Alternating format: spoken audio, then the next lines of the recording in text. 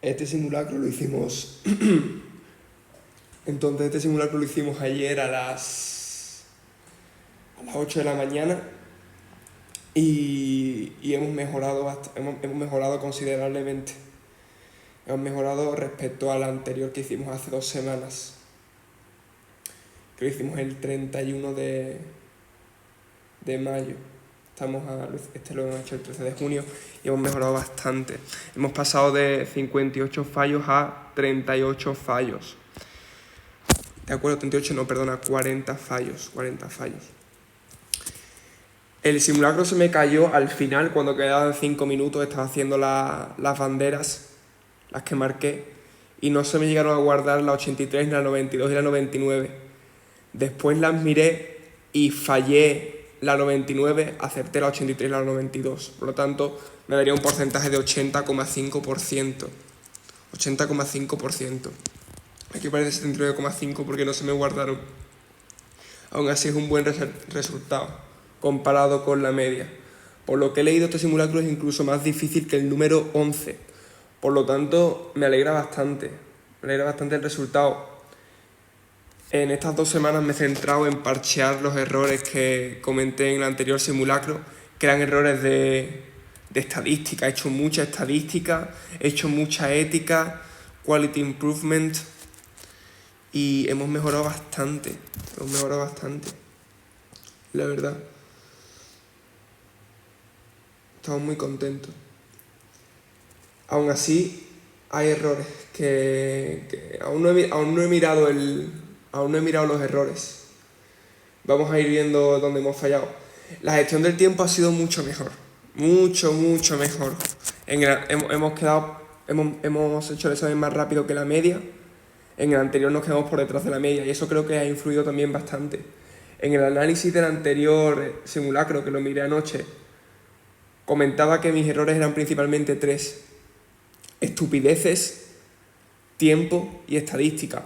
Hemos parcheado definitivamente estadística, y el tiempo y estupideces van de la mano. Si controlas bien el tiempo, tienes más tiempo para razonar y no cometes fallos estúpidos de no mirar. Entonces yo creo que han sido los tres principales parches que hemos puesto y se han visto reflejados en el resultado. Esto es un análisis inicial, no hemos hecho el análisis todavía en profundidad de las preguntas. Así que vamos a hacer el análisis de las preguntas. Primero vamos a ver los porcentajes de cada bloque y vemos si podemos sacar algún dato más de ahí. Bloque 1 y bloque 4, sorprendentemente, de los mejores. O sea, sorprendentemente fríos. O sea, cuando estoy frío, generalmente tiendo a fallar más preguntas en los anteriores simulacros. Esto lo hemos mejorado en este. No sé si es porque las preguntas me parecían más fáciles o estaba más inspirado, pero la verdad es muy sorprendente. Lo que sí que estoy viendo, y me pasó también en el anterior simulacro, es el tema del descanso. El descanso, metí un descanso de media hora cuando llevaba 140 casos. Esto justo coincidía con el bloque 3. O sea, el bloque 3 estaba entre las 100 y las 150 preguntas. Pues supongo que cuando estoy llegando al final del primer descanso, antes de llegar al primer descanso, estoy más cansado y después me cuesta arrancar. Y eso sufro ahí bastante. También es cierto que el bloque 3 me pareció el más complicado de todo el examen, pero tiene que influir también, tiene que influir también. Entonces tengo que encontrar alguna forma de activarme y de tener la mente fría en ese momento de cansancio antes del descanso y arrancar bien después del descanso. Porque lo sufro, lo estamos viendo aquí, o sea, los porcentajes son bastante, o sea, es el doble de fallos, o sea, cometo el doble. O sea, es como si hiciese 2 bloques más de fallos. Entonces, ahí hay un error grande. Como podéis ver, es que el conocimiento está ahí. El conocimiento está ahí. En el anterior simulacro lo vimos que que la mayoría de fallos eran por no estar concentrado, por tener un gap específico que era estadística, pero los porcentajes hablan por sí solos. Y ahora lo vamos a ver en el análisis. Lo que veo aquí es eso. O sea, hemos conseguido una mejoría en el arranque y en el final. Sí que es cierto que estaba muy concentrado al principio y al final. Y en el bloque 3 sí que estaba más disperso, las preguntas me parecían más vagas, más difíciles, más cansado, me costó más arrancar y se ha sufrido, lo podemos ver aquí, o sea, es fallado el doble de preguntas que en el resto del bloque. Así que eso, vamos a hacer el análisis en profundidad de las preguntas y vemos dónde podemos mejorar. Vamos a ver, aquí te está dando claramente un paciente, un caso de cáncer de páncreas, te da aquí que está comprimiendo las arterias mesentéricas superiores, que tiene la bilirrubina elevada, que tiene la orina, la orina oscura. Pues entonces empieza a descartar, ¿no?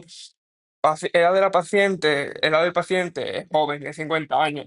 Sexo, ¿qué tendrá que ver? Concentración de bilirrubina. ¿Cuánto tiene la bilirrubina? 6. Ok. Directa, 5. Normal, no pasa nada. Fuera, fuera, fuera. Estaba entre la opción D y la opción E.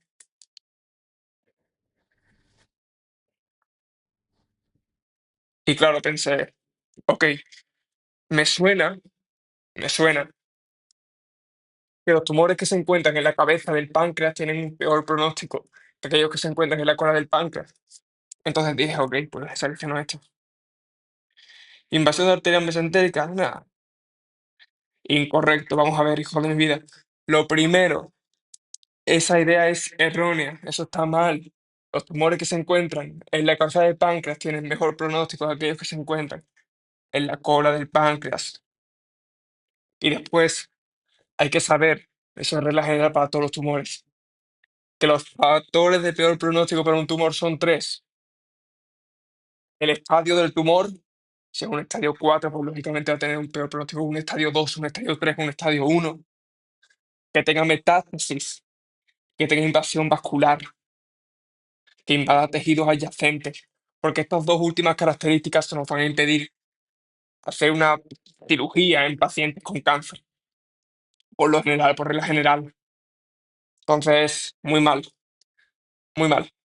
Aquí me doy cuenta de que el tema de cánceres lo llevo bastante crudo.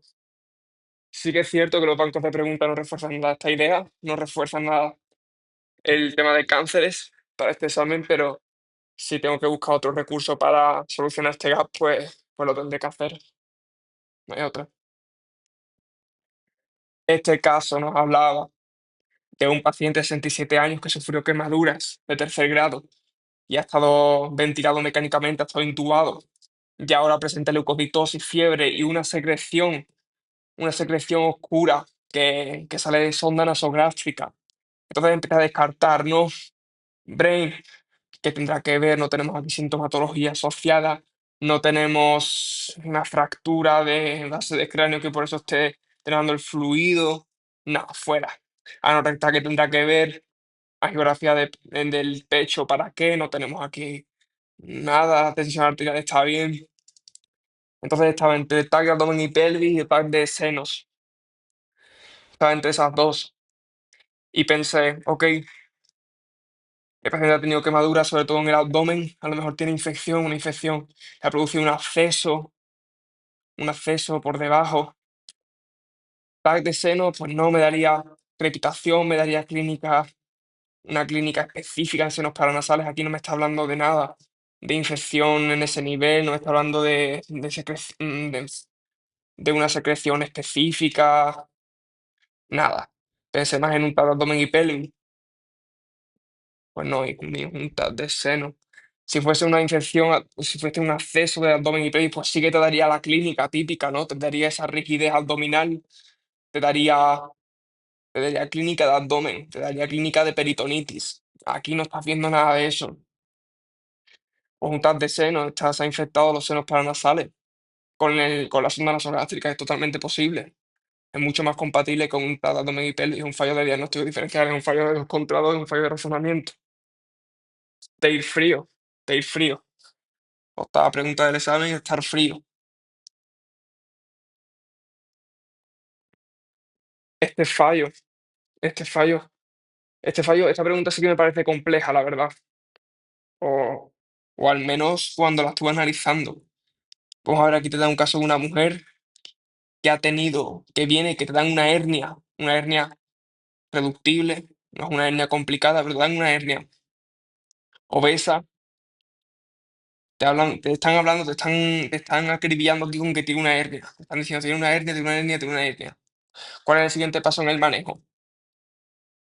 Que le duele cuando le duele el abdomen cuando el niño cuando el niño le está presionando el abdomen. Pues entonces yo estaba centrado aquí en la hernia, ¿no? Y lógicamente empecé a descartar. Una prueba de esfuerzo del corazón, del tirón te vas a eso, no le has hecho un electrocardiograma. Primero tendrás que hacerle un electrocardiograma a la paciente si quieres, antes de hacerle un test de estrés cardíaco. Además, no tiene nada que ver aquí, yo estoy pensando en la hernia. Prueba de función pulmonar que tendrá que ver, esto está muy bien, pero no es lo más adecuado ahora mismo. Cambiar metformina por insulina. Pues mira, esto no sí que lo he llegado a dudar, estaba entre esta y esta. Porque decía, joder, le vas a hacer una cirugía a la paciente, está con metformina, hay que quitar la metformina antes de la cirugía, pero claro, la metformina se quita la mañana de antes de la cirugía. Hay que saber que hay tres medicaciones que tenemos que quitar antes de cirugía, que son la aspirina, la metformina y el lisinopril. La metformina se quita la mañana de antes, el lisinopril o el IECA se quita el día de antes y la aspirina se quita la semana de antes, pero bueno, no es lo más urgente ahora mismo. Pues llevar una faja pélvica por descarte, porque le vas a hacer una cirugía a la hernia de esta paciente, pues selecciono esta. Pues no, has leído fatal el caso clínico, hijo, has leído fatal. ¿Qué está diciéndote aquí? Te está diciendo que ha tenido dolor abdominal severo, que es peor en la noche, con sensación de quemazón. Tiene un montón de antecedentes de riesgo cardiovascular, te está dando aquí fumador, obeso, hipertensión, no sé, bueno, es diabética, lo has mirado fatal. Este paciente lo que tiene es una angina, sí que ha tenido, sí que tiene una hernia, sí que tiene antecedentes de cirugía en la pared abdominal, pero es que este caso clínico te están distrayendo aquí. Una angina, esto es una angina, hay que estudiar la angina. Que cuando vi la opción de que era una angina también me quedé pensando, dije, sí, tío, pero vamos a ver, ¿le haces un electrocardiograma primero? Pues no. Aquí pasó como me pasó en el NVMe anterior, me puse exquisito, dije, en el simulacro anterior había un caso de un niño con una arritmia y me estaban dando una arritmia inestable y me estaban dando la adenosina y yo decía, no, pero claro, si quisiese tratar la arritmia inestable, pues tendría que meterle la cardioversión, ¿no? No le voy con adenosina. Pues no, porque aquí la única opción que te están dando la única opción que te están dando que se refiere a tratar o manejar la patología de base en esta paciente, que es una angina, es el test de esfuerzo. Y aunque no sea la prueba más adecuada como la prueba de primera línea, que sería el electrocardiograma, pues es la única opción que te están dando. No te tienes por qué preocupar ahora mismo por por la hernia de la paciente, te tienes que preocupar por la angina que tiene. Entonces estudias la angina, te haces una prueba de esfuerzo. Pregunta que me parece que te lía mucho, ¿no? O sea, si es cierto que te está hablando aquí hernia, tiene una mujer, te está machacando aquí con la hernia, no estás pensando nada aquí. O sea, no te da para pensar en que tiene una angina. Sí, estar más atento. Esta clínica es claro de angina, esta que está aquí. Es todo esto. Y todos los antecedentes cardiovasculares que tiene también son heavy, ¿sabes? Estar más atento ahí. Ok. Aquí este fallo también es horrible, este fallo es horrible.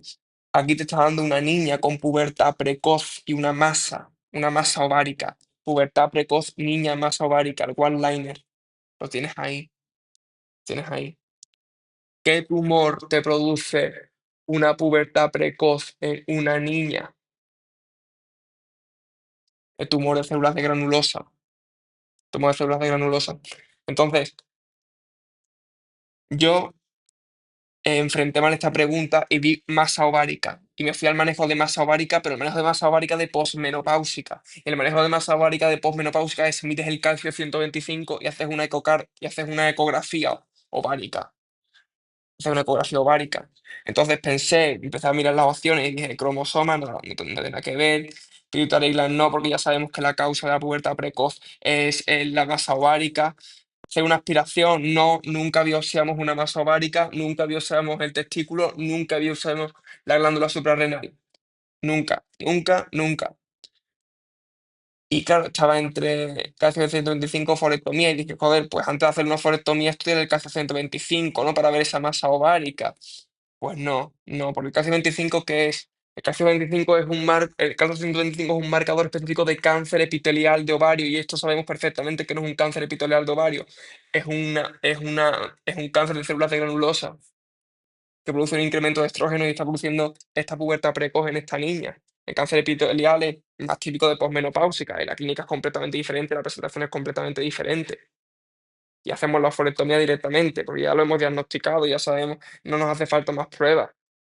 No estamos manejando una masa ovárica en posmenopáusica, estamos manejando una masa ovárica en una niña con pubertad precoz. La llegada de la pubertad empieza con los 8 años. Si te dan una niña de 8 años,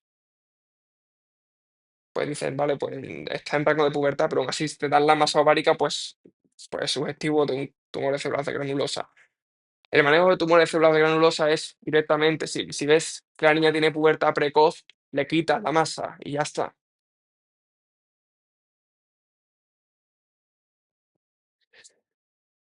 Vale, a ver, que me sitúe. Vale, este fallo es de no saber anatomía, ¿vale? Aquí están dando patología cardíaca, una mujer de 47 años con una mujer de 47 años con shortness of breath, con dificultad respiratoria, sin antecedentes de riesgo cardiovasculares. Y lo más importante de este caso, que aquí está muy subrayado, lo vamos a quitar aquí.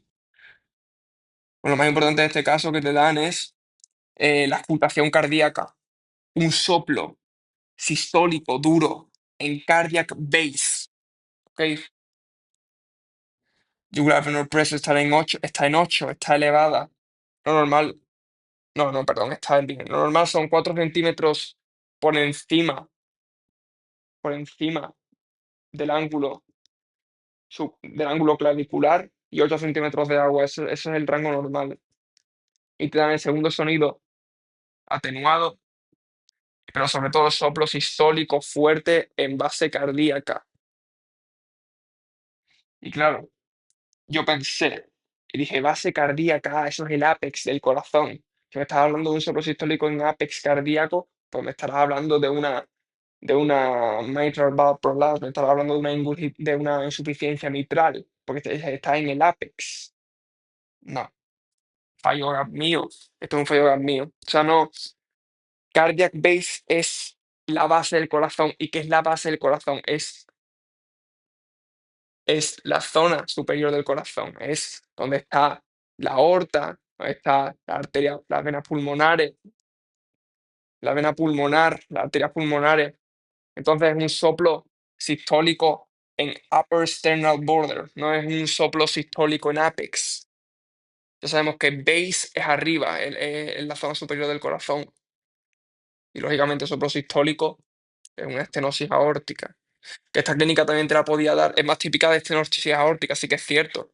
Pero claro, yo vi este soplo y dije, el soplo está abajo, no está arriba. Por fallo de no saber que cardiac base corresponde a la aorta y a la vena pulmonar.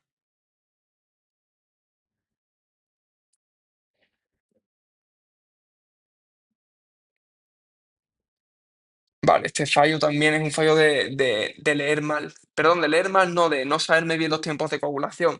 Me están dando un militar que viene, ha tenido un accidente de tráfico y le meten plaquetas, le meten plasma, le meten eritrocitos.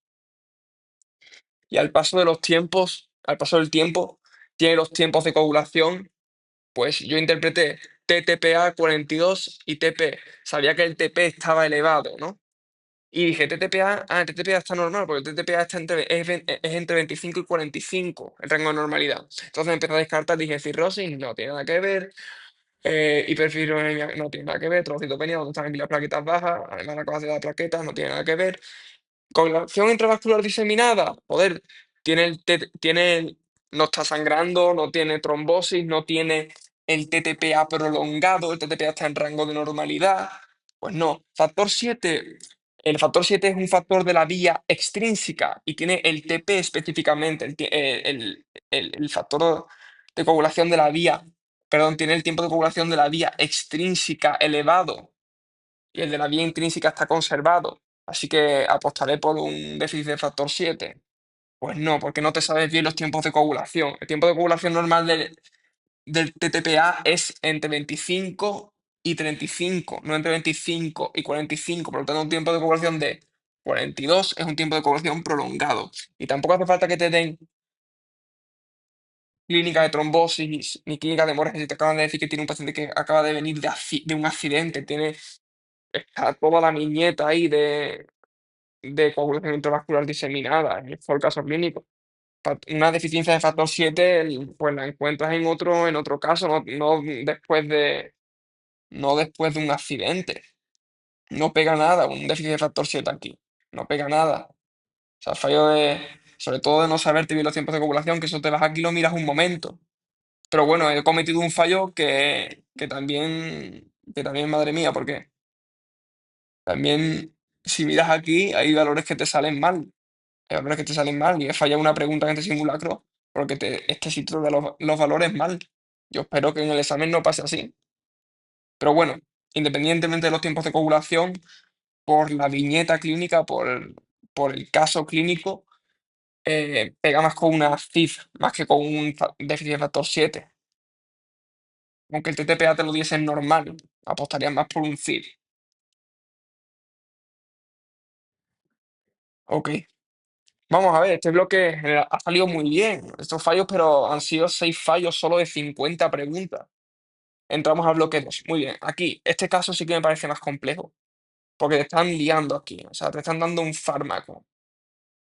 Bueno, vamos a ver. Aquí tenemos una paciente de 82 años, paciente de 82 años, que tiene fiebre, celulitis en la cara, leucocitosis, hemiparesia, afasia, y tiene mucho dolor a la palpación de la mejilla izquierda que se va hasta el ángulo de la mandíbula. Este dato es muy importante, este dato es muy importante.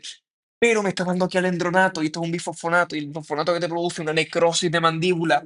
Y yo tengo metido en mi cabeza que si me estás dando un fármaco que te produce un efecto secundario y me estás dando la opción aquí, yo me voy directamente y marco osteonecrosis de mandíbula está asociada con alendronato, con un bifosfonato.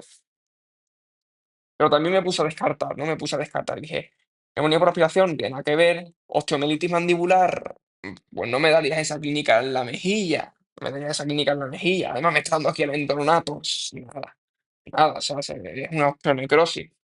Una ITU, ¿qué tendrá que ver? Parotiditis aguda supurativa, hombre, pues me estás dando aquí este dolor en la mejilla. Pero es que me estás dando aquí el entornato, me estás dando un bifosfonato. Esto está súper asociado. No. Caíste en la trampa, caíste en la trampa, caíste en la trampa. Una osteonecrosis no te va a producir esta clínica de este dolor a la palpación en la mejilla que se irradia mandíbula, no, es un dolor localizado en la mandíbula que te produce un hueso, un, un hueso desvitalizado, una mala cicatrización, un hueso expuesto, pues esa clínica pues, es más compatible con una osteonecrosis de la mandíbula. Pero no, me estás dando este dato de dolor, la palpación y una paresia, una hemiparesia, porque está ahí jodiendo el nervio facial,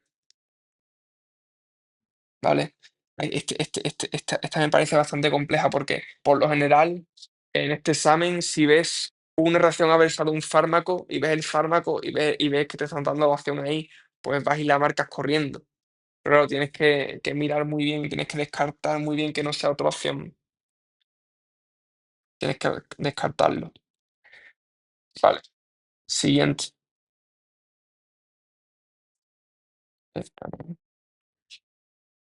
Este es el fallo que me refería que los laboratorios te lo daban mal.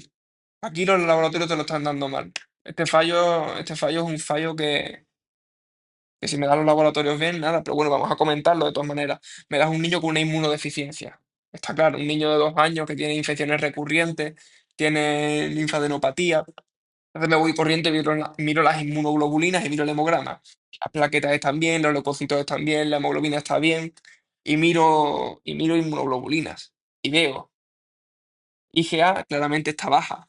IgM no lo sabía, la miré aquí. No voy a perder tiempo, no voy a buscarla, pero bueno, daba la IgM baja. Y dije, IgA, IgM baja, ok. ¿Qué opciones me estás preguntando por el manejo? Pues entonces, si IgA, IgM baja, infecciones recurrentes, pues mira, pues o una inmunodeficiencia combinada variable o es una gamma-globulinemia de Butrón. Me decantaba más por una gamma-globulinemia de Butrón, pero bueno, independientemente de que fuese una u otra, el manejo es el mismo y es meterle inmunoglobulina intravenosa. Así que cogí y seleccioné inmunoglobulina intravenosa.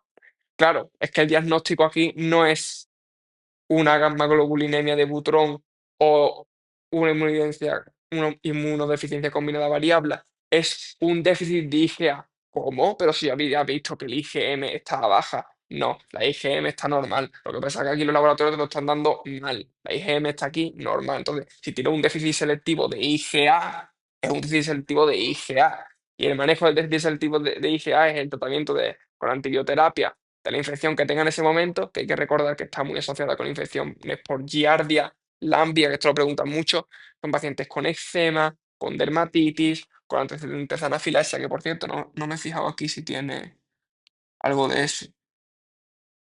No están dando antecedentes de IgA, pero bueno, si me hubiese dado solamente, si hubiese sabido que solamente tiene un déficit de IgA, hubiese marcado esa opción perfectamente, porque lo sé. No tiene una infección activa ahora mismo, o sea, no le darías antibiótico ahora mismo. Pero bueno, un fallo de no saber, o sea, de no saber, no, de que me está dando los laboratorios mal, coño. Si me lo dieses bien, pues lo acierto.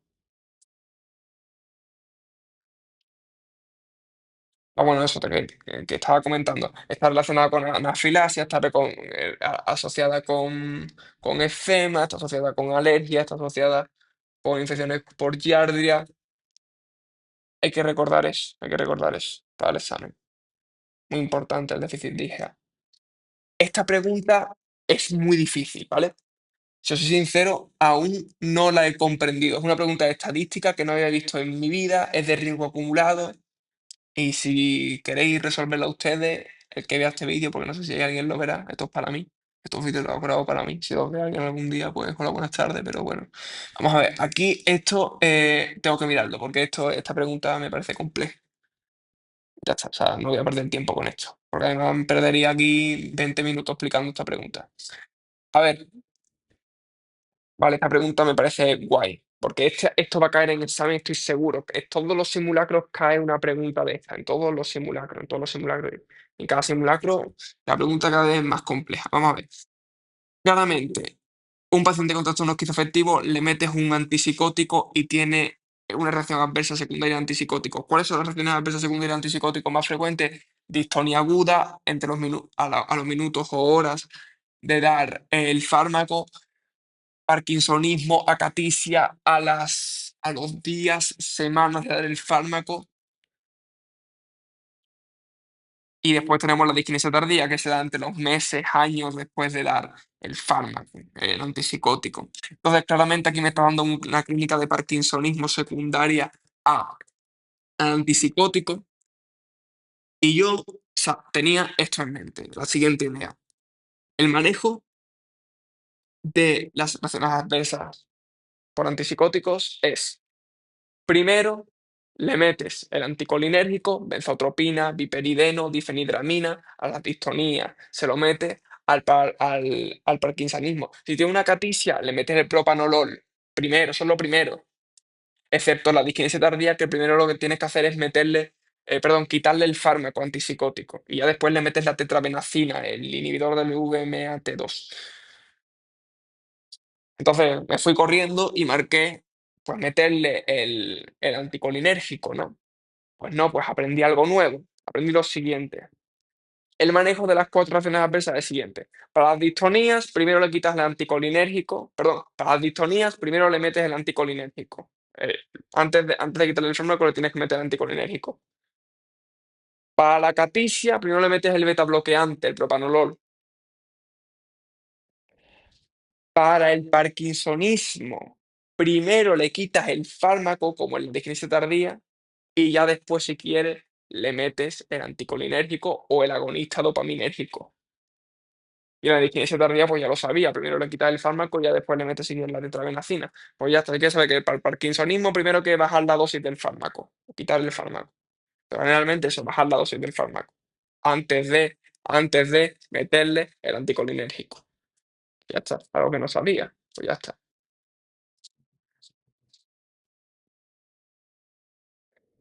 Y esta pregunta horrorosa. Primera estupidez grande del examen. Primera estupidez, primera ida de olla del examen. Primera ida de olla. Gorda. O sea, porque hay idas de olla, pero esta es de la gorda. Paciente con amenorrea, 16 años. Está en el rango de amenorrea ya. No tiene desarrollo puberal. No tiene menstruación, tiene 16 años, es amenorrea primaria. Ok. Algoritmo de amenorrea primaria es el siguiente, me lo sé de memoria. El algoritmo de amenorrea primaria es: primero miras útero, si no tiene útero, tiene alteraciones en el útero, le haces un cariotipo. Si tiene el útero normal, pues le miras la FSH. Si tiene la FSH normal, pues piensas que tiene una patología a nivel del tracto, del tracto del tracto genital femenino. Si tiene la FSH baja, pues entonces tendrás que pensar en alteraciones de la tiroides, alteraciones de la prolactina o prolactiloma. Si tienes la FSH alta, pues le haces un cariotipo. Entonces, yo aquí no me fijé, como veis aquí, no subrayé la talla de esta paciente, es muy baja. Y una menorrea primaria en una paciente baja es corriendo, eso es un síndrome de Turner. Tienes que buscar el cariotipo, tienes que buscar el 45X, fallo de ida de olla. Es que no sé ni qué marqué. Es que no sé ni qué marqué. O sea, voy a marcar esta porque es imposible fallar esta pregunta. O sea, es imperdonable fallar esta pregunta. Además, estando la FSH aquí, está elevada la FSH.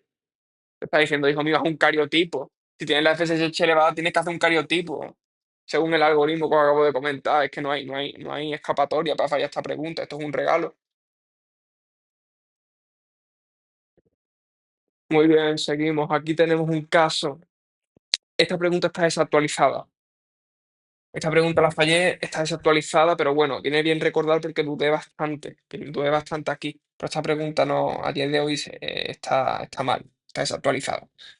Entonces, un paciente con VIH bien controlado, pues tiene el CD4 por encima de 200, tiene menos de 1000 copias, está muy bien controlado. Y lo diagnosticaron hace 7 años, le dieron todas las vacunas hace 7 años.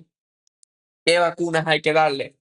Entonces, vamos a recordar, en el VIH hay que dar un montón de vacunas. Hay que dar hepatitis A, o sea, en el momento en el que tú diagnosticas VIH, hay que volver a dar hepatitis A, hepatitis B, neumococo, meningococo. ¿Cuál más había que dar? Virus del papiloma humano, la difteria, tétano, bordetela, o sea, la tosferina, COVID y herpes zóster. Todas esas hay que dar. Si tienes CD4 por encima de 200, es decir, si no está inmunodeprimido, también tenías que meter las atenuadas, que son la MMR, que es sarampión, la triple vírica en español, que es la sarampión, rubeola y parotiditis, y tienes que meterle también la de la varicela. Si tienes CD4 por debajo de 200, pues no hace falta que se lo metas. Eso es el momento del diagnóstico. Y después de refuerzo tienes que meterle neumococo. Ahora está la 15, está la 15, la conjugada 15, y a las 8 semanas tienes que meterle la 23, que es la de polisacárido. O simplemente le metes la 20, la conjugada 20. La conjugada 20. Y tienes que meterle refuerzo también de meningococo. Entonces, esta pregunta está mal porque le tienes que meter meningococo y le tienes que meter neumococo, las dos. Las dos. Pero bueno, aquí te da neumococo. Yo marqué meningococo, pero esa pregunta está desactualizada. Está desactualizada, no hay más. La de difteria tienes que meterla cada 10 años, no me estás dando aquí tampoco la opción. sea, hay que recordar que de refuerzo le tienes que meter difteria cada 3 años, tienes que meterle el neumococo, le tienes que meter la de meningococo. La hepatitis A también dudé, pero hepatitis A no le das. La hepatitis A se la das al momento del diagnóstico y ya está. En población sana, si tiene más de 50 años, ¿cuáles había que dar? Neumococo, difteria cada 10 años también, influenza, eso también la influenza, la de gripe también hay que darla cada año, también en el paciente que tiene VIH y el pez zóster cada en pacientes mayores de 50 años. Es saber, esto es de memoria pura y dura, no hay más. Aquí no se razona nada, es memoria. Esta pregunta está desactualizada, no hay más que hablar. La he fallado, pero bueno, es lo que hay. Esta pregunta me parece muy bonita, porque he aprendido algo nuevo. Importante, vamos a ver. Aquí tienes un paciente de 24 años que ha tenido isquemia mesentérica aguda y lo han operado, lógicamente. Entonces, yo miré los laboratorios, tiene la bilirrubina directa, la tiene elevada. Fosfatasa alcalina, ligeramente elevada, y las transaminasas están perfectas. Entonces, ¿por qué tiene hiperbilirrubinemia este paciente? Hemólisis, empieza a descartar, ¿no? Hemólisis, ¿por qué? O sea, no tiene la LDH, no tiene reticulocitos elevados, sí que tiene ictericia, pero ¿dónde está aquí? Perdón, que se ha ido esto.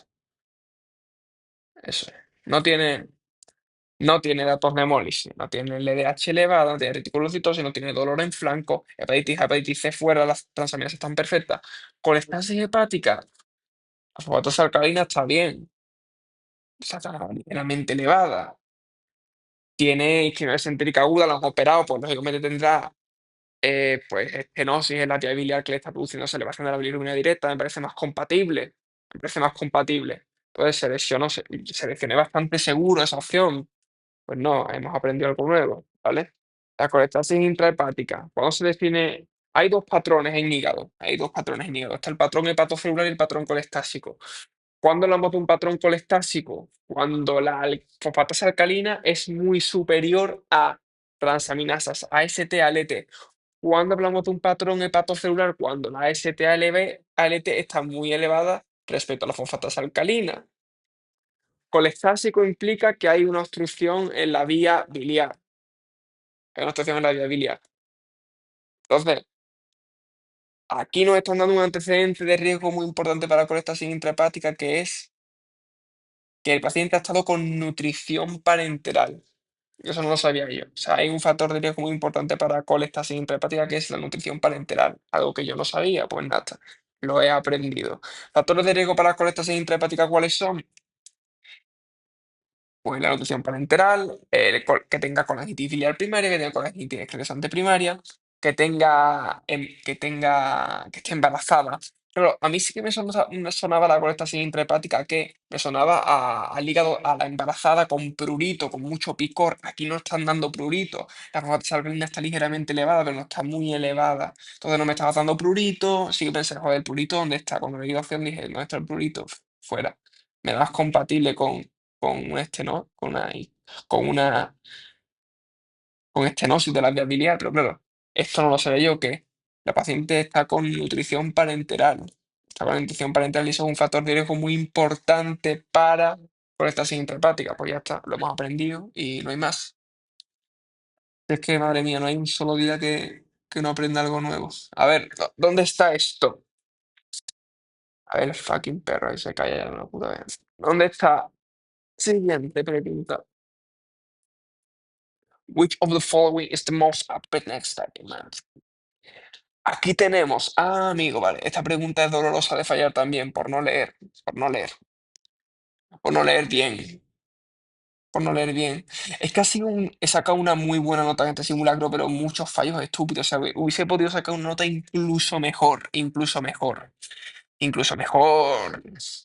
Tenemos aquí una paciente que ha parido hace 8 semanas y que tiene amenorrea, perdón, tiene la menstruación no la ha vuelto, el ciclo no la ha vuelto, tiene un estado depresivo y poco más.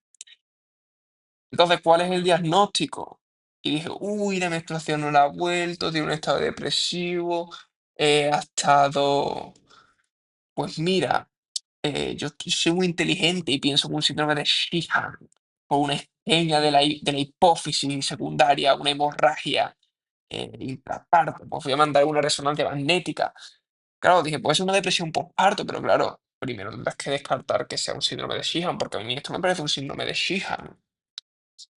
Qué tonto eres, hijo mío de mi vida. Vamos a ver, aquí te está diciendo un dato que te está descartando síndrome de Sheehan, hijo mío. Y es que no has leído esto bien. La menstruación no la ha vuelto a pesar de haber parado de dar leche hace 5 semanas. ¿Cuándo parió? Hace 8 semanas. Significa que que ha podido dar lactancia al niño. Entonces, si ha podido dar lactancia al niño, la prolactina está bien. Y si la prolactina está bien, no es un síndrome de Sheehan, porque para ser la prolactina, la hipófisis tiene que estar bien. Por lo tanto, esto no es un síndrome de Sheehan, esto es una depresión postparto. Y la depresión postparto se diagnostica cuando lleva más de 2 semanas, irá directamente es ISRS. Es de no leer bien este dato. Si hubiese leído bien el dato de que ha estado dando lactancia, pues no piensas en un síndrome de Sheehan. Además que en un síndrome de Sheehan es lo primero que tienes que mirar, tienes que decir, oye, la prolactina, ¿cómo está? ¿Cómo está la prolactina? Tendría que haber buscado en este caso y decir, coño, ¿cómo está la prolactina en esta paciente? Coño, busca el caso, busca la prolactina aquí, no mal que resonancia magnética a lo loco.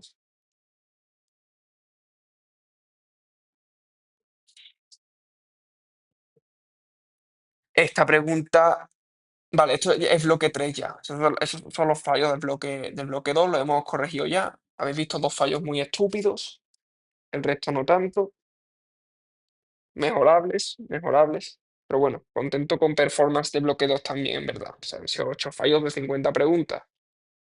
Este es el bloque que peor ha ido, que peor ha ido. Hice el descanso en el minuto, perdón, en la pregunta 140, y aquí yo creo que el cansancio se empezó a notar. Y también fue más complejo. O sea, el bloque para mí más difícil fue el bloque 3. Son 16 fallos. Es el doble de fallos que en el bloque 1, bloque 2 y bloque 3. O sea, es multiplicar por 2 los fallos de cada uno de los bloques. O sea, no hay más. Esta primera pregunta sí me pareció difícil. La marqué, la dejé para el final y aún así no la acerté. Es un caso largo y complejo. Básicamente, os lo resumo. Es un paciente de 48 años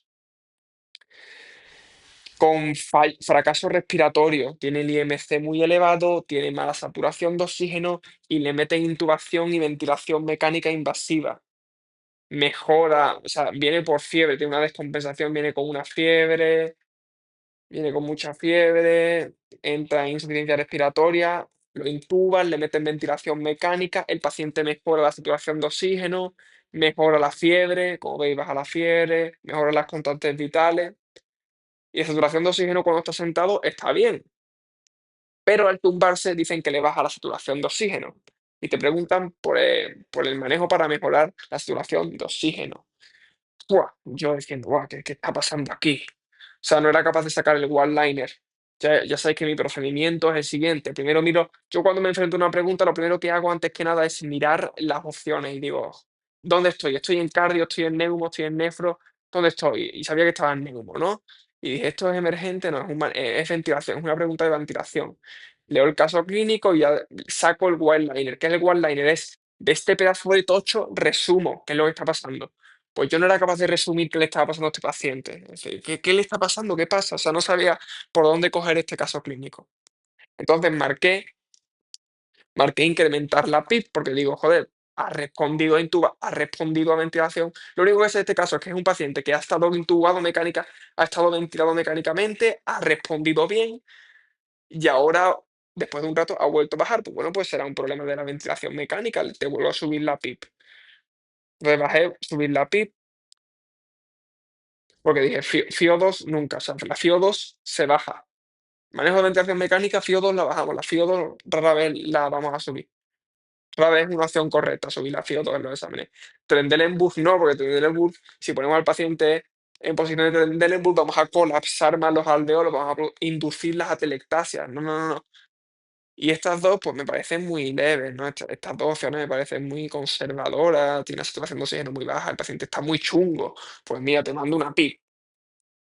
Vale.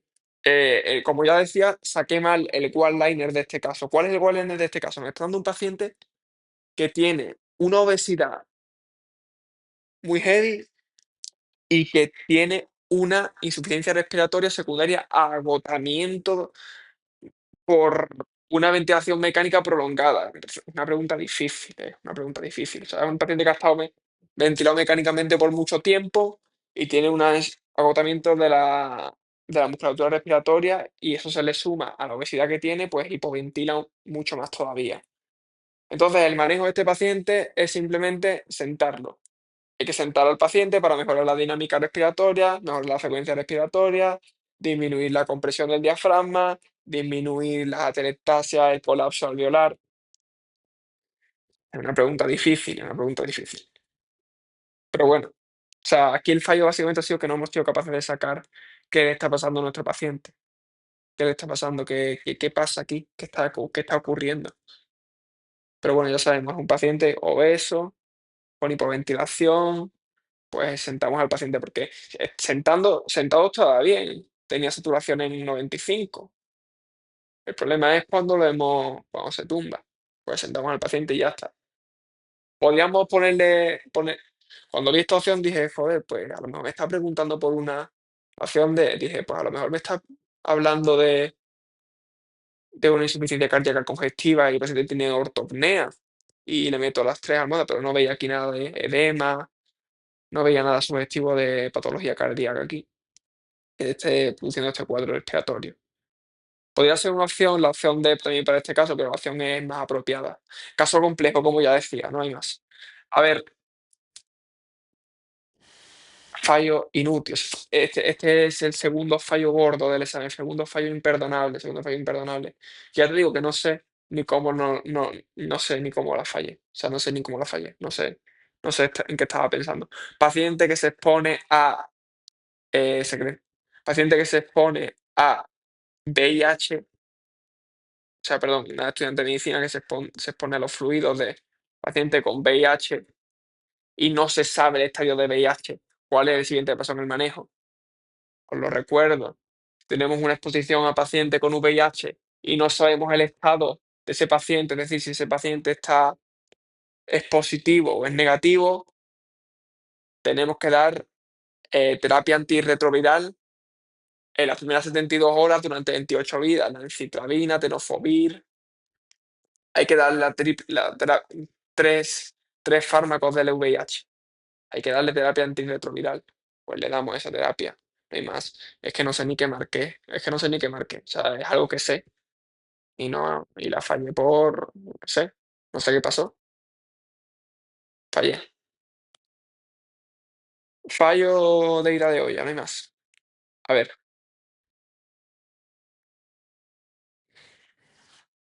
esta cuando la corregí, no me acordaba ni de qué marqué y cuando la corregí la marqué bien. O sea, cuando la hice por segunda vez, en la corrección la marqué bien, por descarte, porque realmente las opciones que te están dando aquí me parecen bastante raras. Pero bueno, te dan una paciente con anemia drepanocítica, con sickle cell disease, con datos de infección, y te dan la placa de tórax, y yo la placa de tórax ve aquí un infiltrado, se ve aquí el infiltrado. Pero por el resto bien, ¿no? Es un niño pequeño, se ven ahí, se ve bien, se ve aire en el estómago, presión arterial baja. Pero bueno, dije, ok, esto es una infección en paciente con anemia drepanocítica.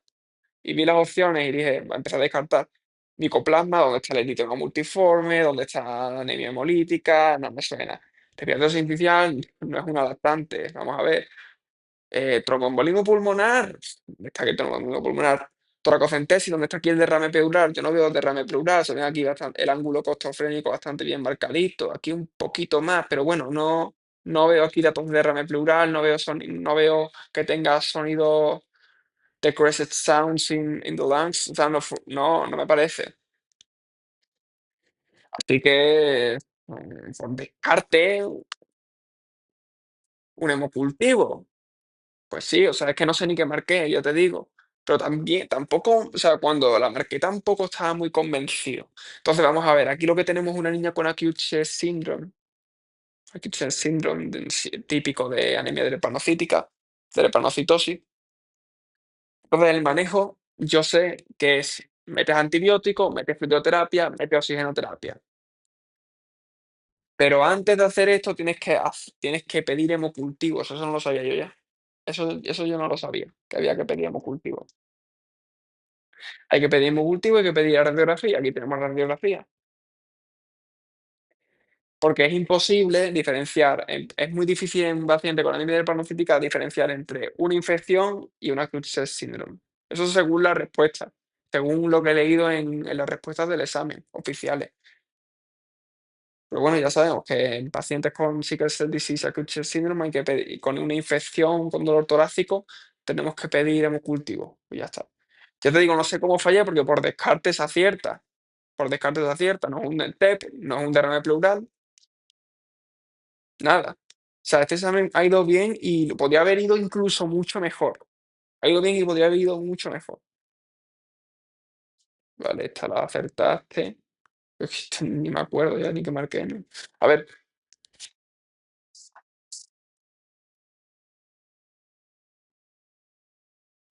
vale. Este es otro caso de ventilación que ya te digo, la fallé por no leer, por no razonar bien o por no sé, se me fue. Ya te digo, bloque 3 estaba cansado ya, iría rápido y no, o sea, no estaba pensando bien aquí ya. Tengo que mejorar mucho la estamina, resistencia al examen. Te está dando un paciente con saturación de oxígeno baja, con uso de musculatura con uso de musculatura accesoria, con inspiratory crackles, y te dicen que ha estado utilizando ventilación mecánica no invasiva, ha estado con ventilación mecánica no invasiva, y aún así el oxígeno está bajo, como podéis ver aquí, el oxígeno está bajo.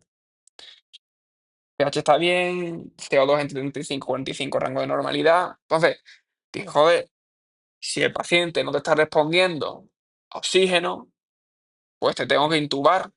Tengo que pasar de ventilación mecánica no invasiva a ventilación mecánica invasiva. Entonces, corriendo, dije, joder, pues marco intubación. Pues sí, es la opción correcta. Y no sé en qué pensé aquí, la verdad, es que no sé en qué pensé. Ya os digo, yo estas preguntas las razono.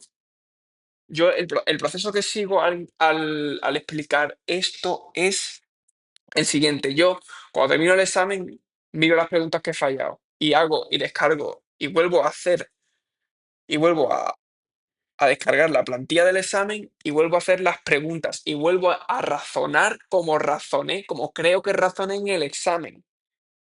Y esta pregunta intenté razonarla como creo que razoné en el examen y cuando lo estaba haciendo digo, joder, si este caso es fácil.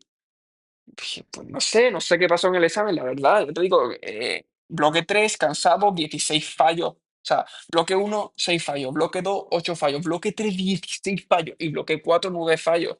Esto no es un fallo, esto es un fallo de estar cansado, de estar poco concentrado. El bloque 3 estaba poco concentrado y eso no puede pasar en el día del examen. No puede pasar. O sea, ya van tres, o sea, uno, dos, tres fallos estúpidos aquí. Tres fallos estúpidos. Las preguntas que vienen son más difíciles. Vale, esta pregunta me parece desactualizada. Yo creo que esta pregunta no va a caer en mi examen. No sé en qué año se hizo este simulacro, pero me parece que esta pregunta está desactualizada. Te dan una pregunta de manejo de pacientes con riesgo cardiovascular, ¿vale? Esto en el MIR lo preguntan muchísimo, en este examen no, pero en el MIR cae una barbaridad y en la carrera me he hartado de hacer casos de estos para la asignatura de cardiología y de endocrino. A ver, te dan un paciente que tiene infarto agudo de miocardio hace un año, hipertensión arterial en 145/78, diabetes mellitus tipo 2 con la hemoglobina glucosilada en 6,5 y obeso.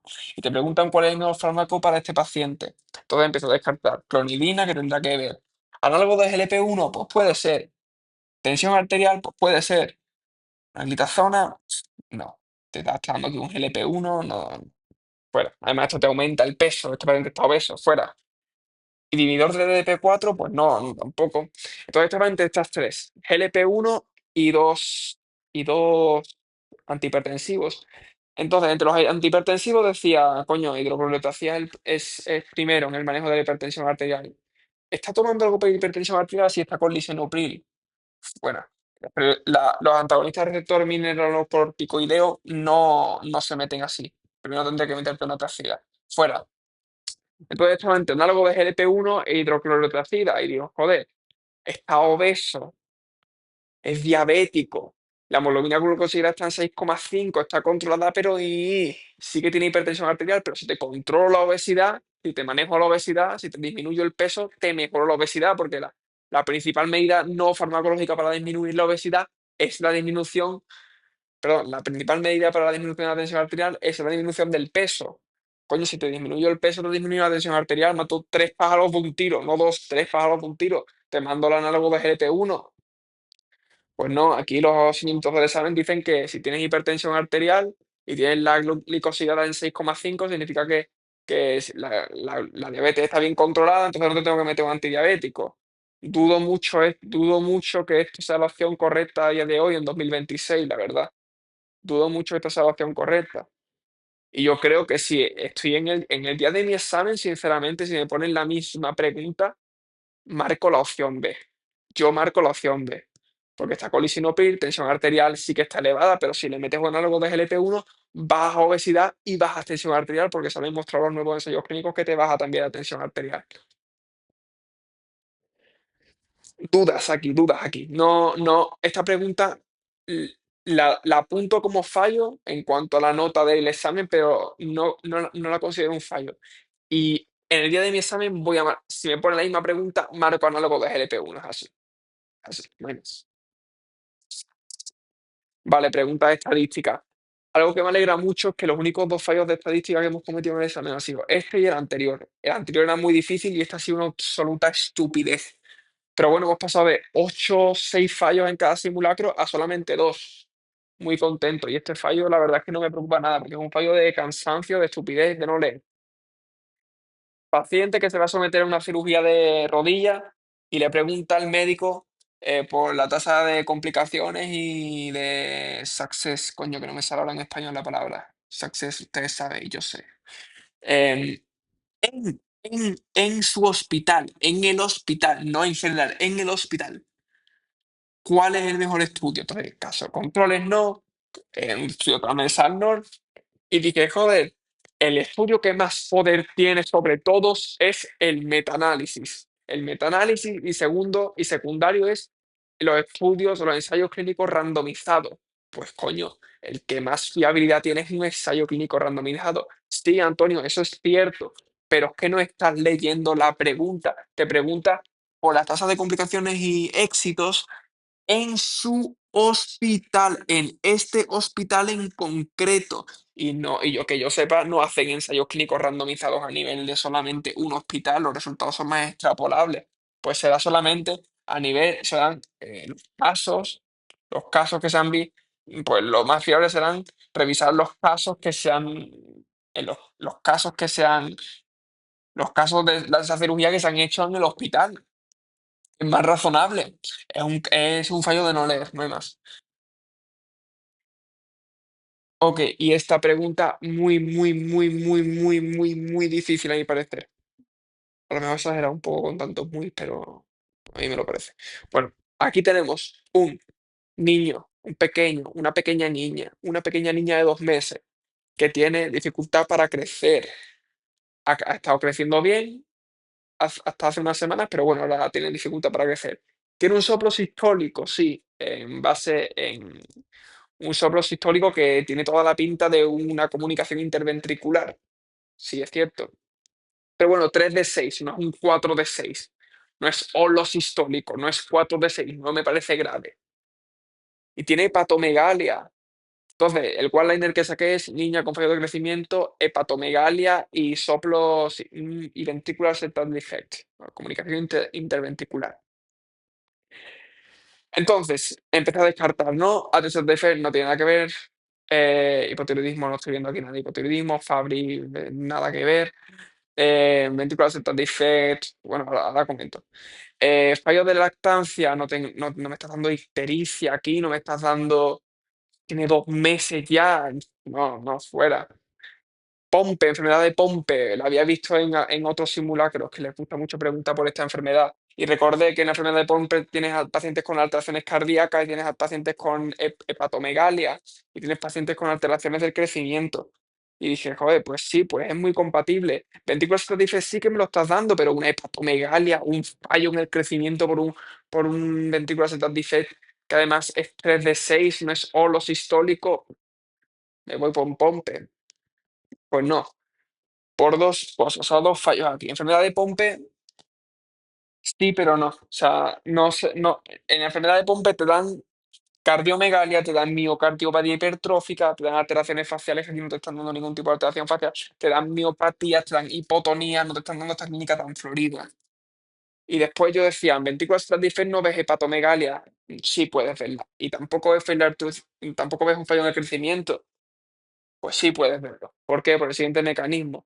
Ventricular septal defect, si es muy severo, que tampoco veo yo la severidad aquí, porque está dando un soplo de 3D6, no es un soplo 4D6 o no, y no es un soplo sistólico. Pues bueno, un soplo severo, una incomunicación interventricular severa, te puede producir un shunt izquierda-derecha, ese shunt izquierda-derecha te puede producir una hipertensión pulmonar, esa hipertensión pulmonar te puede producir una insuficiencia cardíaca congestiva y esa insuficiencia cardíaca congestiva te puede producir una hepatomegalia. Muchísimas vueltas. Pregunta difícil, no hay más. Pregunta difícil. Y decía, sí, muy bien, pero aún así, fallo en el crecimiento. ¿Por qué? Porque este ventricular septal defect te puede producir una insuficiencia cardíaca de alto gasto. La insuficiencia cardíaca de alto gasto tiene produce un elevado consumo energético, un elevado gasto metabólico a nivel general en el cuerpo. Eso te puede producir un fallo en el crecimiento. Pues vale, hijo mío, pues vale, ya está. O sea, no. Fallo honesto, fallo honesto, fallo honesto. Vamos a ver, aquí tenemos un paciente de 55 años, hombre, con dolor en la movilidad del hombro, dolor en el hombro, elevación frontal, elevación lateral, pero también presenta una pérdida de fuerza y que le hacen el test que se llama el test del empty can, que no sé cómo coño se dice en español, el test del empty can, y en el test del empty can tiene también que se nota que tiene una pérdida de fuerza, no es capaz de oponerse a esa fuerza que el médico le hace. Entonces, ¿cuál es el diagnóstico? Antes de enfrentarte a esta pregunta, tú tienes que saber el diagnóstico. Si no sabes el diagnóstico, vas a fallar la pregunta. Y es lo que me pasó a mí. Yo vi esto y la verdad dije, joder, pues será un rotator cuff tendinitis, será una tendinitis del manguito de los rotadores. Entonces, eso requiere no hacer nada, es un manejo conservador a tu casa y paracetamol, ¿sabes? Entonces marqué eso y no, ha fallado el diagnóstico. Esto no es una rotator cuff tendinitis, esto no es una tendinitis del manguito rotador, es, esto es una rotura. Te está dando aquí que tiene una pérdida de fuerza. Pérdida de fuerza es la clave de diagnóstico diferencial. O sea, si tienes una pérdida de fuerza, no es una tendinitis simple, no tiene, este paciente tiene dolor y pérdida de fuerza. Y si tienes una pérdida de fuerza, tengo que hacerte una cirugía y antes de hacer esta cirugía, antes de planear esta cirugía, tengo que pedirte una resonancia magnética. La pregunta por confiarme demasiado en las preguntas de músculo esquelético. He fallado otro de músculo esquelético de radiculopatía neuro. Que bueno, ahora lo veremos, no me voy a meter en. Ahora lo veremos. Esta pregunta es una pregunta que yo, si algún día me hago profesor de universidad de medicina, yo pondría esta pregunta en mi examen a un alumno de quinto o de sexto. Y si ese alumno me falla, yo le suspendo la asignatura. O sea, y yo la he fallado. Es una pregunta tan, tan horrible de fallar y tan importante. O sea, a mí las preguntas de emergencia me parecen imprescindibles. O sea, si tú fallas una pregunta de emergencia, eres un mal médico, así te digo. Eres un mal médico. Esta pregunta de fallarla es de mal médico. De no tener ni puta idea. Vamos a ver, aquí tenemos un paciente de 57 años que tiene un ensanchamiento del mediastino. ¿Qué estás diciendo, Antonio? Esto es un ensanchamiento de mediastino. Esto es una placa de tórax de Wildnet mediastinum, como dicen esta gente. Y eso es diagnóstico de una disección de aorta. Es que no hay más. No hay más. Yo tengo que ver esta placa y decirte, ya está, disección de aorta. ¿Dónde estás aquí? ¿Dónde estás aquí? Te marco. Fuera. Pues no, hijo mío, tú no has visto aquí una disección de aorta, yo no sé qué coño hiciste. Aquí tienes una placa de tórax que se ve el edema alrededor del corazón. Se ve edema alrededor del corazón. Yo dije, tienes un edema alrededor del corazón, eso es lo que yo interpreté. Y tienes tensiones arteriales normales, estás perfectamente, has tenido un accidente de tráfico, pero están las tensiones, está la tensión arterial normal, está la frecuencia cardíaca normal, está todo normal. Mm, no tienes un dolor irradiando a la espalda, no tienes esa clínica de disección de aorta, aunque me estés dando esto que parece una disección de aorta, pero no me estás dando ese dolor que irradia espalda, me estás dando la tensión arterial normal, no puede ser una disección de aorta. Empieza a descartar aquí disección de aorta, no puede ser. Neumonía por respiración que tendrá que ver. Perforación de esófago, bueno, pues tiene esta imagen así. Neumotoras, ¿dónde está aquí? Neumotoras, no veo neumotoras. Pericardia de Fusion, no me darías en una clínica con constantes vitales alteradas, no verías esta imagen. Perforación intraabdominal disco, ¿dónde está aquí el aire? ¿Dónde está aquí el aire debajo del diafragma? Fuera. La única que me queda por descarte es perforación de esófago, así que te voy a marcar. Pues no, por lo que he explicado, vamos a ver. Puedes tener una disección de aorta con constantes vitales normales y puede que no te den esa clínica de dolor torácico que te irradia hacia la espalda, un dolor severo. Con esta placa de tórax tú tienes que verla y decir disección y marcas. O sea, pregunta que te lleva 4 segundos. Esta pregunta no te puede llevar más de 4 segundos. Horrible, este fallo es horrible. Este fallo es de mal médico, de mal médico, de mal médico, no hay más. Mal médico, mal médico. No vayas a este médico. No vayas. Te va a matar. Mal médico.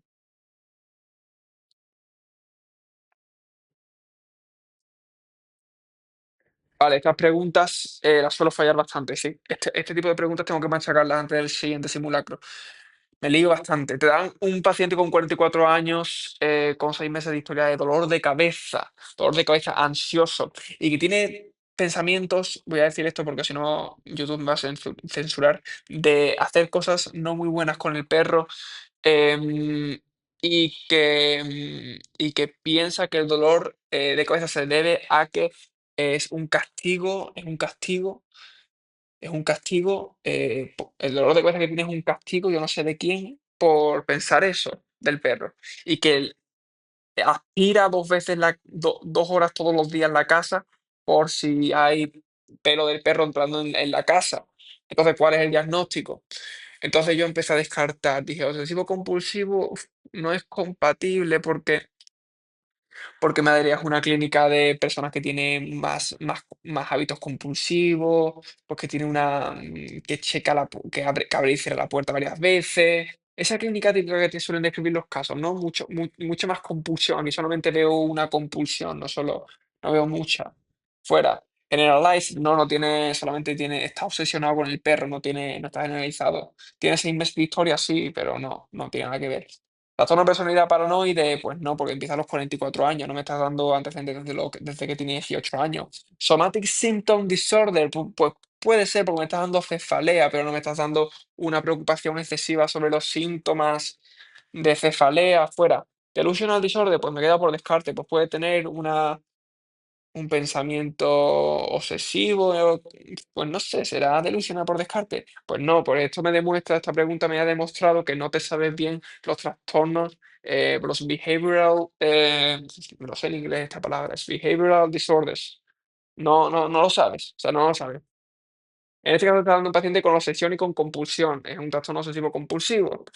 Y por descarte, sabes que delusional no es, porque delusional es un paciente que lleva más de un mes con convencimiento, está convencido de que algo es así y no te daría estas cefaleas, no, la historia clínica no tiene nada que ver aquí, no tiene nada que ver, te has marcado un triple, Antonio, aquí. Repásate bien estos diferenciales para el siguiente simulacro, hazte el favor. Esta pregunta he ido de listo y he acabado de tonto, he ido de muy listo y he acabado de auténtico pendejo. Vamos a ver, aquí tienes. Una mujer de 73 años, bastante anciana, con demencia. No me voy a parar más, con demencia, mucha demencia. Entonces me viene a la cabeza Alzheimer, ok. ¿Qué me estás dando en el manejo? Me estás dando inhibidores de acetilcolinesterasa, pues me estás hablando aquí de Alzheimer. Y me dice aquí ventricular peritoneal shunt, y me das aquí una derivación ventriculoperitoneal, y me das aquí una placa, ¿no? Y yo veo aquí y digo, ¡buah! Los ventrículos qué dilatados están, ¿no? Qué bien sé leer resonancia magnética. O sea, perdón, qué bien sé leer, qué bien leo la imagen. Porque, ¡buah! O sea, qué bien leo la resonancia magnética. de hidrocefalia aquí, que bien se ve, pues la hidrocefalia está asociada con la hidrocefalia normotensiva, que produce demencia, incontinencia urinaria y produce una marcha con los pies que van arrastrando el suelo. Voy a buscar esas dos características, esos otros dos datos. Pues no los encontré, pero dije, joder, pues hidrocefalia no ves en Alzheimer. Y como no ves hidrocefalia en Alzheimer, pues no voy a marcar inhibidores de la acetilcolinesterasa, que es el fármaco de elección del Alzheimer. Voy a marcar derivación ventriculoperitoneal, que es el manejo de elección en el tratamiento de la hidrocefalia normotensiva. Pues no, hijo. ¿Por qué? Porque hidrocefalia también la puedes ver en Alzheimer. ¿Por qué? Porque en Alzheimer hay una atrofia cortical y esa atrofia cortical y esa atrofia de las estructuras cerebrales va a producir una hidrocefalia que se llama hidrocefalia ex vacuo. Es algo que yo había leído, pero hace ya 6 o 7 meses de que yo leí tan específico de Alzheimer. O sea, no, hacía mucho que no me caía una pregunta de Alzheimer. Pero bueno. Ya está. Repasar un poquito más las demencias y ya está, porque en el anterior simulacro fallé una demencia de Creutzfeldt-Jakob. Así que, Antonio, repásate eso también. Repásate las demencias. Ya sé que en tratamiento lo sé muy bien, le das donepezilo, galantamina, ribastidina, que son inhibidores de la acetilcolinsterasa, porque los pacientes con Alzheimer tienen una degeneración en las vías colinéricas del cerebro, le puedes meter amantadina, que es un antagonista receptor de NMDA, para prevenir la excitotoxicidad por glutamato, en pacientes que tienen demencia moderada, grave, categorizadas por el Monreal. Sé mucho, pero en este caso la verdad es que no caí en ese dato. Vamos a ver. Siguiente. Siguiente. Esta pregunta es dolorosa de fallar. Dolorosa. Aquí tienes un paciente que está en quimioterapia. Te dan aquí el diagnóstico de leucemia linfoblástica aguda. Te dan el diagnóstico aquí. No te comas el coco. O sea, aquí tienes. La pregunta es esto. O sea, el resto de datos van igual. Te hacen perder el tiempo. Leucemia linfoblástica aguda. ¿Cuál, qué fármaco das para prevenir el fracaso renal agudo? Entonces yo estaba aquí. Ciclicisteína. ¿Para qué? ¿Dónde está aquí la intoxicación por paracetamol? Fuera. ¿Y ECA por qué? Otomía, venga, fuera. Mesna, uy, Mesna me sonaba a mí que era para algo del cáncer. Esto es mi razonamiento mientras lo estaba haciendo. Y alopurinol es el tratamiento preventivo del síndrome lisinotumoral. El síndrome lisinotumoral es secundario al uso de quimioterapia en el cáncer. Bueno, pues sí. Pero Mesna me suena a mí de algo de cáncer y eso es muy específico. Y este examen le gustan las cosas específicas. No, a Marco Mesna. Pues no, ¿por qué? Porque Mesna se utiliza para prevenir la cistitis hemorrágica en pacientes que están en tratamiento con ciclofosfamida, porque la ciclofosfamida produce mucha toxicidad a nivel de la vejiga, pero es para la vejiga, no es para fracaso renal agudo. Tu razonamiento de síndrome de lisis tumoral es el bueno, es el bueno. Has sobrepensado. Fallo por sobrepensar. La verdad es que cometo pocos fallos por sobrepensar, pero aquí sí. Ya te digo, el bloque 3 es el peor. Bloque 3 estaba muy espeso. Pensaba muy mal. He pensado muy mal aquí, en este bloque. Sea, esta fue la última pregunta. Esta pregunta fue la pregunta desde el descanso. Hice esta pregunta y descansé media hora. Estaba reventado ya. Vale, fuera. Después, esta pregunta sí que me parece bonita. Me parece muy bonita. Porque es de mal médico, en verdad, también. Esta pregunta es de ser mal médico. Porque te está dando una paciente embarazada que ha tenido un accidente. Ha tenido un trauma, pero está perfecto. Las constantes vitales están bien, le hacen el cardiotopograma basal fetal y está bien, la frecuencia cardíaca del feto está bien, el hematocrit está bien, todo está bien. ¿Qué tienes que hacer? Entonces empieza a descartar cesárea, no, está todo perfecto, la parotomía no, la clínica no es compatible, tocolisis, ¿por qué le va a hacer tocolisis? Tac, de cabeza y cuello y Rogam. Y dice, uy, Rogam, este paciente ha tenido un trauma en pacientes con posible exposición de sangre fetal durante el embarazo, tenemos que dar Rogam, tenemos que darla, es un criterio. Rogan se da en pacientes que no están inmunizadas en la semana 28 de embarazo y en las primeras 72 horas postparto, pero también es otra indicación en pacientes que tienen embarazos ectópicos, en pacientes que tienen trauma, en pacientes que sufren transfusiones, en pacientes que hacen amniocentesis. Hay muchos criterios para dar Rogan, pero esto también es un criterio. Dijo, joder, pues Rogan, TAC de cabeza y cuello, joder, está estable, está perfecta, nada, Rogan. No, no, mal médico. Tienes que priorizar. Esta paciente tiene un trauma, ha venido de un trauma, un accidente de tráfico. primero confirma que la paciente esté bien, que la médula esté bien, confirma que no tiene un trauma de cuello, que no tiene un daño medular primero, antes que eso. Que sí, que le tienes que dar Rogaine, se lo tienes que dar, sí, sí. Pero primero haz un TAC. Primero haz un TAC de cabeza y cuello, Antonio. Primero haz un TAC de cabeza y cuello. Primero asegúrate que la paciente está bien y después piensa en el feto. Mal médico, mal médico. Fallo de mal médico. De no priorizar. Esta pregunta es rara, muy rara. Wait a question. Wait a question, no más. La verdad, yo aquí me proyecté un poco mi infancia de cuando iba al médico. Me daba mucho miedo ir al médico y yo pensaba, es que me va a hacer daño, me va a hacer algo que me haga daño, me va a operar. Acuerdo una vez que me está llevando un taxista al médico y el taxista decía, te van a cortar la pierna. Y yo llorando, ay, no, que eso va a poner mucho. Me va a doler cuando me corten la pierna. Entonces dije, me acordé de eso y dije, "Buah, será miedo al dolor del niño", porque yo de pequeño cuando iba al médico decía, Tiene miedo, miedo a separarse del padre. Además dicen que le van a operar, pues que además, no sé, yo me proyecté un poco cuando era niño. Miedo a la mutilación, mutilación, un niño no sabe ni lo que es la mutilación. Pánico, nada, ansiedad al extraño. Miedo a la separación, no, no, no, no, no, no, no.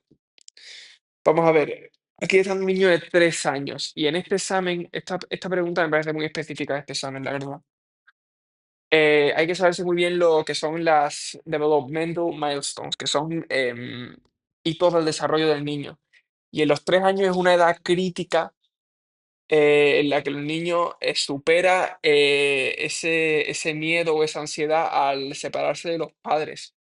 Entonces, eso hay que tenerlo en cuenta para este examen. Estudiarse los developmental milestones, los hitos del desarrollo. También es la edad a la que los niños montan el triciclo, también es la edad a la que los niños aprenden a dibujar una X. Son cosas muy específicas de este examen. Pero bueno, lo de la E, está el signo de la E, no, perdón. A los 3 años pintan el círculo.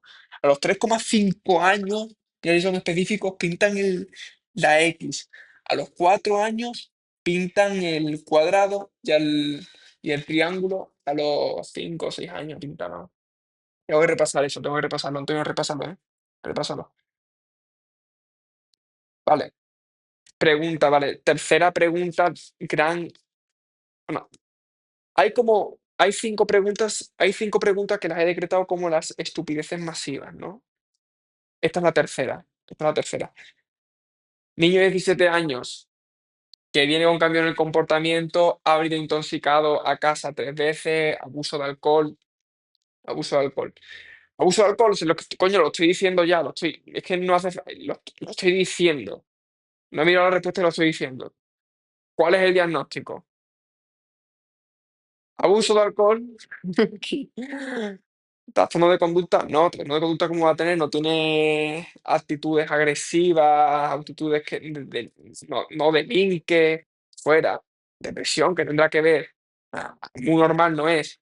Recreational alcohol, vale. Entonces, lo que yo pensé aquí fue, porque yo pensé y dije, trastorno por uso de sustancias, necesitamos pacientes que lleven más de 12 meses con consumo de alcohol. Para diagnosticar un trastorno por uso de sustancias tenemos que tener un paciente que lleve más de 12 meses con ese trastorno, con abuso de sustancias. Pues no sé de dónde salió ese dato en mi cabeza, pero sí que lo pensé y cuando estaba corrigiendo lo pensé, lo pensé. Pero vamos a ver, esta opción recreational, pues a mí este caso clínico no me parece muy recreacional. Este paciente tiene un problema serio. Y aunque no cumpla los 12 meses, que yo os adelanto que es falso, que no cumple los 12 meses, esta opción es incorrecta. Marcas alcohol, o sea, es que, o sea, el razonamiento. Este fallo es, esta pregunta la aciertas tanto por lógica como por descarte como sabiendo. Lógica ya lo hemos visto porque descarta recreational, esta clínica no es recreational. Y lo del criterio de los meses, vamos a ver, no son más de 12 meses, es en 12 meses. Para diagnosticar un trastorno por uso de sustancias, el paciente debe tener al menos 2 criterios de trastorno por uso de sustancias durante 12 meses. En una franja de tiempo de 12 meses, no de más de 12 meses. Pero vamos, este caso no tendría que haberlo fallado de todas maneras. Incluso teniendo en cuenta ese dato que es falso, la opción es imposible. Yo marqué la opción E. No, la opción E no. Este paciente tiene un serio problema. Ok, este fallo es un fallo de framing, diría también, o sea, un fallo de no saber aplicar bien el algoritmo. Me viene aquí una paciente de 45 años con, con clínica de menopausia, con clínica de menopausia total, o sea, hot flashes, sudoración nocturna, dolor, sequedad vaginal, y te dice que lleva un año sin menstruación. Entonces yo apliqué el algoritmo de la amenorrea en paciente adulta, el algoritmo de estudio de amenorrea secundaria. Y el algoritmo de estudio de amenorrea secundaria lo voy a explicar aquí, pero no es lo que voy a aplicar en este caso. Pero bueno, es en pacientes de menos de 45 años, primero mira la beta hormona gonadotrópica crónica, es decir, haces test de embarazo. Si el test de embarazo sale positivo, pues haz diagnóstico que está embarazada. Si sale negativo, le tienes que mirar TSH, le tienes que mirar prolactina, le tienes que mirar FSH. En el caso de que sea una paciente de más de 45 años, primero miras, primero miras si está embarazada también y después, si no está embarazada, pues ya das por sentado de que tiene una menopausia. Ok, este algoritmo se aplica en mujeres que no se ha diagnosticado menopausia todavía, pero este paciente lleva sin menstruación un año y eso es diagnóstico de menopausia ya, no hace falta que apliques ese algoritmo. Yo en esta pregunta marqué hacer test de embarazo pensando en ese algoritmo, pero no, esta paciente tiene ya diagnóstico de menopausia. Le están dando menopausia, es imposible que te lo están dando aquí, es imposible que se quede embarazada. Por lo tanto, das terapia hormonal sustitutiva, das estrógeno y progesterona del tirón. Aquí te está preguntando una pregunta de manejo de nódulo tiroideo. Preguntas en todos los exámenes lo mismo. Ok, esta pregunta me parece muy, muy, muy, muy bonita. Yo creo que es lo más difícil que te pueden preguntar en el algoritmo de manejo de nódulo tiroideo. Te están dando un nódulo tiroideo, te lo están dando aquí. Te lo están dando. Y te están dando ya la TSH. Vamos a ver, antes de enfrentar esta pregunta, ¿cuál es el algoritmo de manejo del nódulo tiroideo? Primero tienes que hacer palpación del nódulo. Aquí lo estás palpando. Aquí lo estás palpando. Después tienes que hacer una ecografía. Y después de la ecografía tienes que medir la TSH. Tienes que medir TSH, hacer ecografía y palpación. Si tiene la TSH baja, mandas una gammagrafía, que es scintigraphy, o Radioactive Iodine Uptake Scan, que es esto. Si tiene la gammagrafía que está fría, haces una PAF, que es esto, Fine Needle Aspiration. En el caso de que tenga la TSH, no, la tenga alta o normal, directamente te vas y haces una PAF. Ese es el algoritmo, ese es el algoritmo, ese es el algoritmo. Entonces yo sigo el algoritmo y digo, me está dando TSH y según el algoritmo tengo que marcar la D. Pero, no me estás dando la ecografía, no has hecho ecografía todavía, pues tengo que hacer una ecografía, tengo que hacer todas las pruebas del algoritmo, marco ecografía. Esto es lo que hay que saber, que no lo sabía yo. Si ya te dan la TSH, si ya te dan valor de TSH, te olvidas de hacer ecografía. ¿Te vas directamente a pensar en PAF o te vas directamente a pensar en gammagrafía? Olvidas la ecografía, olvidas la ecografía. Si te dan TSH ya hecha y medida, olvídate de ecografía. Piensa en PAF o piensa en hacer gammagrafía para ver si tiene un adenoma tóxico, tiene un bocio multinodular, tiene un nódulo, un adenoma tóxico, tiene un Graves, tiene una captación difusa, ¿vale? Recuerda eso. Esta pregunta sí me parece bastante difícil. Esta pregunta es compleja. Te están dando un caso de un paciente de 21 años con estado mental alterado.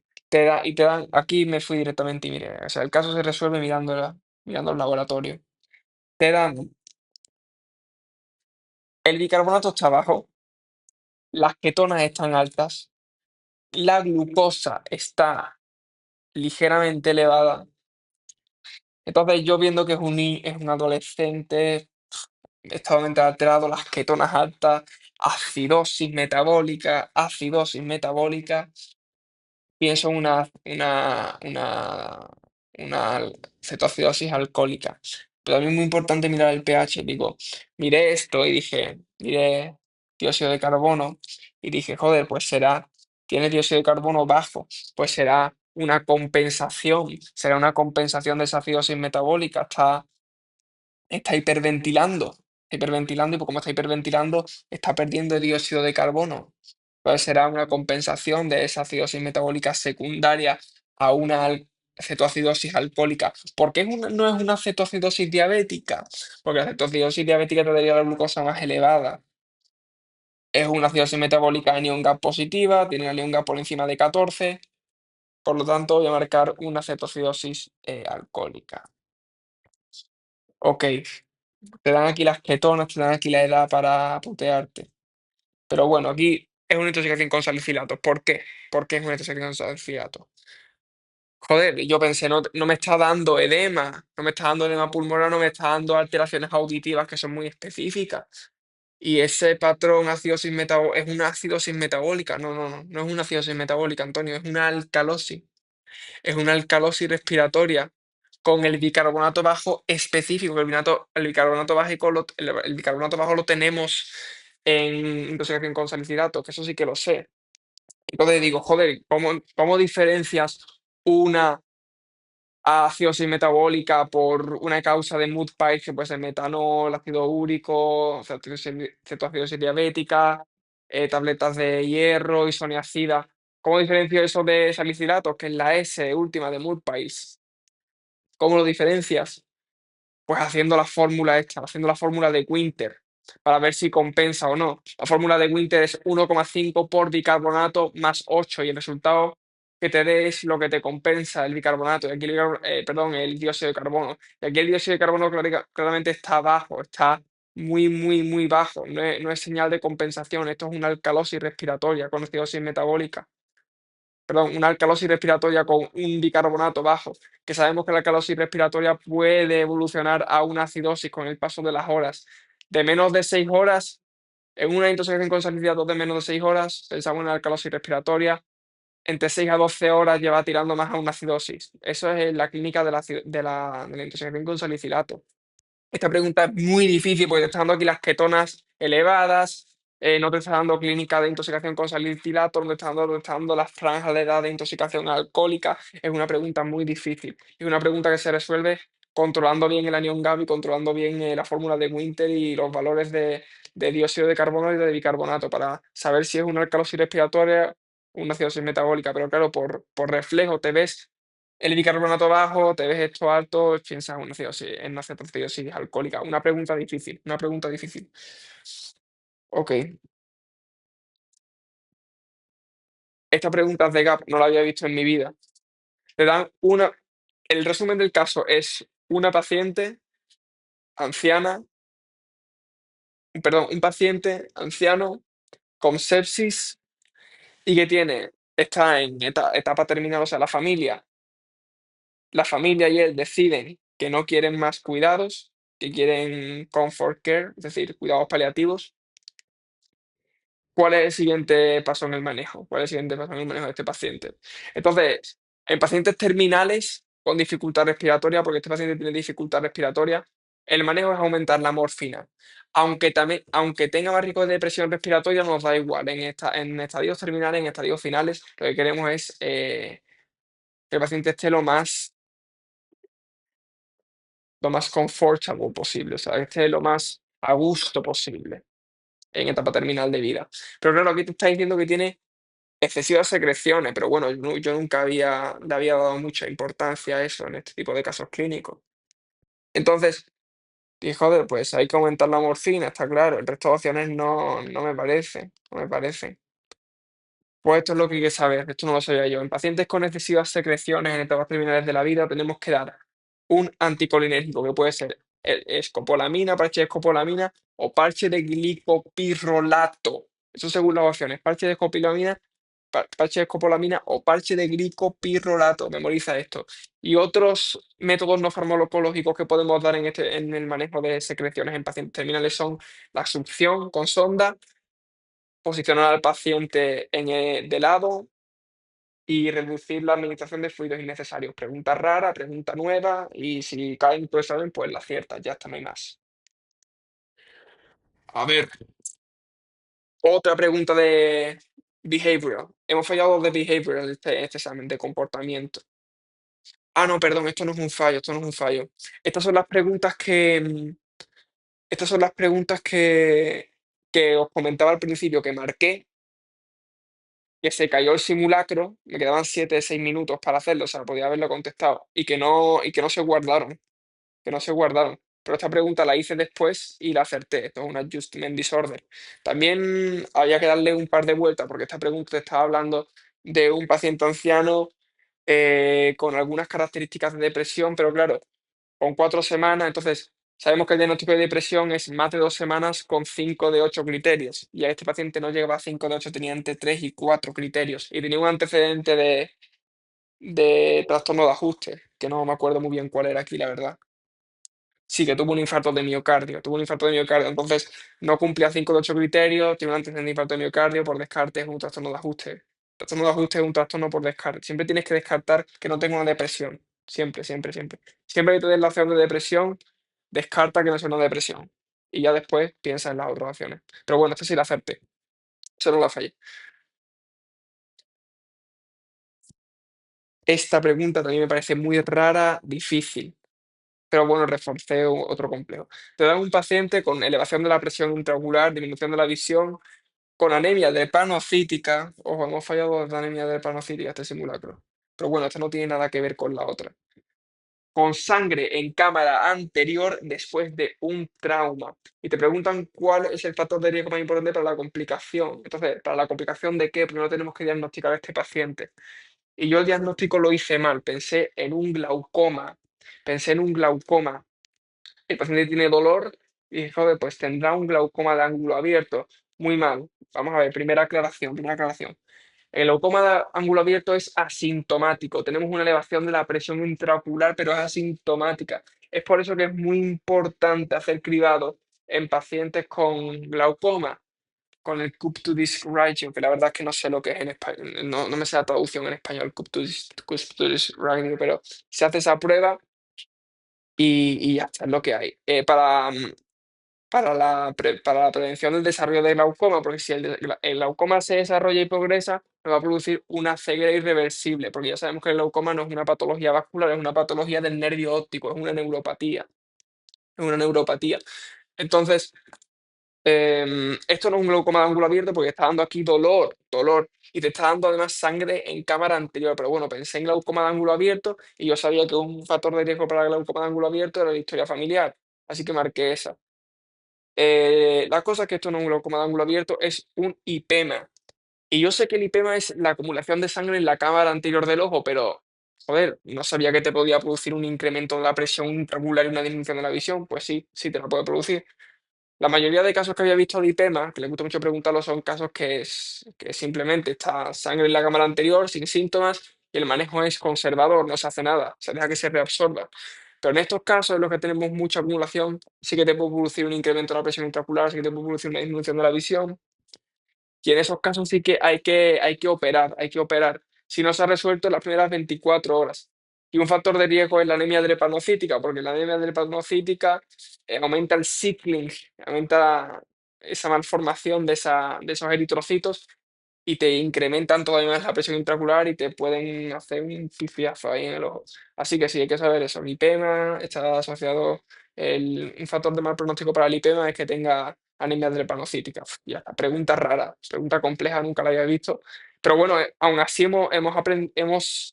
hemos reforzado el concepto de glaucoma. El glaucoma de ángulo abierto no es lo mismo que el glaucoma de ángulo cerrado. El glaucoma de ángulo cerrado vamos a tener mucha sintomatología, dolor, midriasis, fixated pupil, joder, que estoy cansadísimo ya, tío. No sé ni hablar. Fixated pupil, y en el glaucoma de ángulo abierto, pues no vamos a tener ya, no vamos a tener clínica. Y el manejo es muy diferente, ¿no? No me voy a parar a explicar el manejo. O sí, a explicarlo. Venga, vamos a ver. El manejo de ángulo abierto, pues le metes inhibidores de prostaglandina, todas las fármacos que terminen en pros, y luego como ángulo cerrado, pues corres manito, la cetozolamida, le metes la pilocarpina y en un tercer momento, pues le puedes hacer una cirugía, ¿no? O sea, el manejo rápidamente, así a grosso modo, del glaucoma. Y bueno, el glaucoma de ángulo abierto en segundo momento le puedes hacer también una trabeculostomía, creo que se llama, para abrir, para mejorar ese flujo de humor acuoso. Vamos a ver, ¿dónde está aquí el...? Vale, siguiente pregunta. Pregunta fallada porque vi una pregunta en otro sitio que me ha hecho fallar esta pregunta. O sea, esta pregunta la he fallado por haber hecho otra en otro sitio que está mal, lógicamente. Está mal y mi lógica me decía otra cosa. Mi lógica me decía, mi lógica me llevaba a la opción correcta, pero haber hecho otra pregunta hace unas semanas me ha llevado a la opción incorrecta. Vamos a ver. Tenemos un paciente aquí con una clara orquiepididimitis. Como podéis ver aquí una cosa, estas preguntas no están subrayadas porque la plataforma esta, cuando llevas como que entre 160 y 180 preguntas subrayadas, ya no te deja subrayar más, lo cual también te lleva a fallar más porque si no subrayas no resaltas bien. Pero bueno, es un problema de esta plataforma. Estas preguntas no están subrayadas y la verdad es que tardé más también por eso porque no podía subrayar y una putada, pero bueno, ya está aquí. Tenemos un paciente con una orquiepididimitis. Pues, ¿cómo se que una orquiepididimitis? Porque es un paciente joven con contacto sexual, con descarga uretral, con un signo de PREM positivo. ¿Qué es un signo de PREM positivo? Signo de PREM positivo es que al elevar el testículo alivias el dolor. Signo de PREM negativo es que al elevar el testículo el dolor sigue ahí. Y eso es un diagnóstico diferencial. Eso es importantísimo para el diagnóstico diferencial de torsión testicular versus orquiepididimitis, que es una infección que suele ser o por clamidia o por Neisseria gonorrea en pacientes jóvenes o por Escherichia y por Escherichia coli en pacientes ancianos, en aquellos pacientes con hiperplasia prostática benigna. Pues bueno, esto es un claro diagnóstico de orquiepididimitis. Entonces, el manejo de orquiepididimitis es muy claro, le metes la antibioterapia, le metes la ceftriaxona con acitromicina y ya está. Pero yo había visto en otro recurso que aunque te dé un signo de PREN, que aunque sea una orquiepididimitis, tienes que descartar y tienes que hacer una ecodoppler para descartar siempre una torsión testicular. Y es algo que realmente sí en la práctica clínica tienes que hacer, pero en este examen no, en este examen tienes que hacerlo directo, mandas antibiótico, mandas antibiótico, mandas antibiótico. Si te está gritando a los cuatro vientos que es una orquiepididimitis, dale el antibiótico, no pienses en una torsión testicular. Que sí, que si estás en tu consulta, pues le haces una ecodoppler y ya está, hijo mío, le descartas, le mandas a su casa con el antibiótico. Pero no, o sea, en este examen quieren que sepa que es una orquiepididimitis y el manejo con antibióticos. No, si marcas esta opción, estás dando a pensar al examinador que te piensas que esto es una torsión testicular. Pues ya está. Si te grita que es una, si te grita que es una orquiepididimitis, manda el antibiótico. Además, en el siguiente paso, si tienes dudas, el PREN te dice si es una. El PREN ya te lo está diciendo, no te falta hacer una ecodoble. O sea, si tiene un PREN positivo, pues ya te está descartando más o menos que tiene una torsión testicular. Pero bueno, yo había visto en otro sitio que había que dar ecodoble. Pues ya está, no volvemos a marcar esa acción nunca más y ya está. Este fallo es horroroso. Este fallo es horroroso. Este fallo es horroroso. Vamos a ver, te da un paciente que le han hecho una tiroidectomía y tiene signos de hipocalcemia, tiene el signo de Sbotsek, no sé cómo se pronuncia, pero es eso, el signo de hipocalcemia que si le metes un golpe en la mejilla, pues es un espasmo. Y después también está el signo de Trousseau, que no te lo dan aquí, que yo me acuerdo que Trousseau empieza por T y T está asociado, por la T también empieza la tensión arterial y el signo de Trousseau se da cuando al medir la tensión arterial, al aplicar el manguito de medir la tensión arterial, tenemos un espasmo en la mano. Pero bueno, tiene una hipocalcemia clara y tiene tiroidectomía. Entonces, lógicamente, deduzco que tiene una hipocalcemia postparatiroidectomía. Entonces, lógicamente, tengo el diagnóstico y empiezo a ver opciones. Digo, calcio, ¿cómo estará? Dice, ¿cuál de las siguientes está elevada? Calcio, lógicamente, está bajo, fuera. Magnesio, que tendrá que ver. PTHRP no tiene ningún tumor, no tiene un carcinoma epidermoide de pulmón, fuera. Potasio, que tendrá que ver. ¿Para tiroides o concentración para tiroides o es excreción de calcio. Yo veía esta opción y digo, güey, estaba pensando, hipercalcemia hipocalciúrica familiar. Eso es lo que yo estaba pensando. O sea, pregunta 188 de simulacro, quedaba 5 minutos para acabar, estaba muy cansado. Estaba pensando más, yo creo, esa pregunta de ya cansancio. Para la tiroides, pero es que no hay, esta pregunta no hay por dónde cogerla, ¿cómo voy a fallar esta? Es que no sé, es imposible fallar esta. Marqué para tiroides alta, yo no sé por qué. Lógicamente, aunque esta opción te parezca rara, que ahora la vamos a explicar, ¿cómo vas a marcar esta si le has quitado la tiroides, Antonio? La paratiroides está fuera, tío. La PTH está baja, lógicamente. Está mal. Lógicamente, el calcio, es la excreción de calcio urinario. Es una opción rara, pero ¿por qué? Vamos a ver, piénsalo. Si tiene la paratiroides baja, ¿qué hace la paratiroides? La paratiroides aumenta el calcio en sangre. ¿Y cómo aumenta el calcio en sangre? Pues aumentando la reabsorción, perdón, aumentando la destrucción de ósea por los osteoclastos, fomentando esa acción en el hueso y después fomentando la reabsorción de calcio a nivel renal. Entonces, si tienes baja PTH, la absorción de calcio a nivel renal va a estar baja y por lo tanto el calcio en orina va a estar alto. La sacas por descarte y la sacas por lógica, las dos. Estas preguntas de cansancio, no hay más, de estar cansado. Tenemos una paciente que tenía un sangrado en la oreja, ¿vale? Una niña de 2 años, con dolor, y que mejora después de que la madre le limpie con un bastoncillo el conducto auditivo. Pero al día siguiente vuelve a tener un sangrado al despertarse. ¿Cuál es la causa del drenaje de sangre de esta paciente? Como podéis ver aquí, me costó sacar el Waldliner. O sea, el Waldliner es el diagnóstico de esta paciente. El diagnóstico no es como en la cronología, la cronología. Entonces yo pensaba, estas opciones no tienen nada que ver, ¿no? La opción uno, 2 y 3 no tienen nada que ver. Que tiene esternomatoides. Estaba entre estas dos. Trauma del conducto auditivo externo o perforación de la membrana timpánica. Entonces yo decía, trauma del conducto auditivo externo. Hombre, pues la madre ha estado hurgando ahí con el bastoncillo, los bastoncillos de oído son muy malos, a lo mejor le ha producido un desgarro ahí en el conducto auditivo externo y por eso el sangrado. Perforación de la membrana timpánica, pues, la perforación de la membrana timpánica suele ser asintomática, la paciente no presenta dolor con perforación de la membrana timpánica, además se solucionan solas, se cierran solas. Me decanto más por un trauma del conducto auditivo externo, por los bastoncillos de la madre, no porque has mirado mal la cronología de esta paciente. En pacientes con otitis media aguda, que presentan mucho dolor y de repente se alivia, piensa en una perforación de la membrana timpánica. ¿Por qué? Porque la cronología es la siguiente. La paciente te presenta con dolor por otitis media aguda. La membrana timpánica se perfora por esa inflamación, por esa infección. La membrana timpánica se perfora y todo ese fluido que estaba produciendo ese edema, esa inflamación, se drena al conducto auditivo externo. Y ese drenaje del conducto auditivo externo es lo que permite el alivio de ese dolor. Y por eso la niña tiene esas secreciones en conducto auditivo externo que nos recalcan aquí. Es por eso, es por eso. Es un fallo de seguir la cronología del caso clínico. Entonces tiene una perforación timpánica y esa perforación timpánica es lo que produce ese drenaje, ese ear drainage, esa secreción sanguínea que tiene la paciente.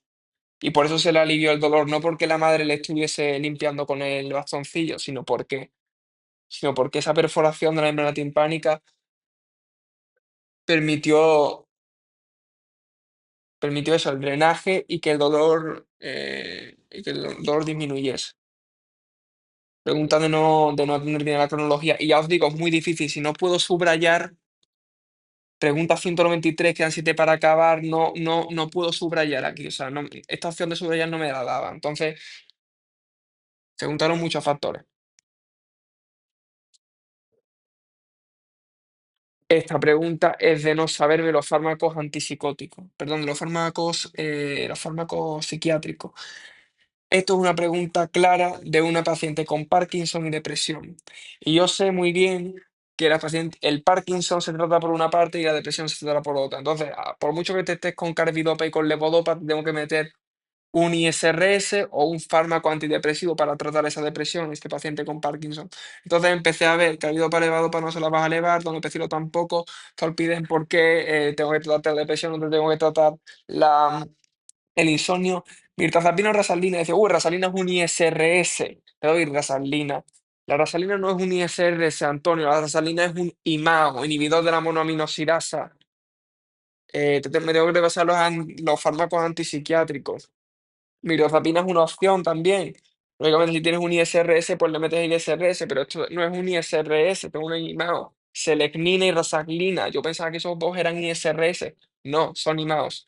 La paroxetina, la sertralina, esos son ISRS.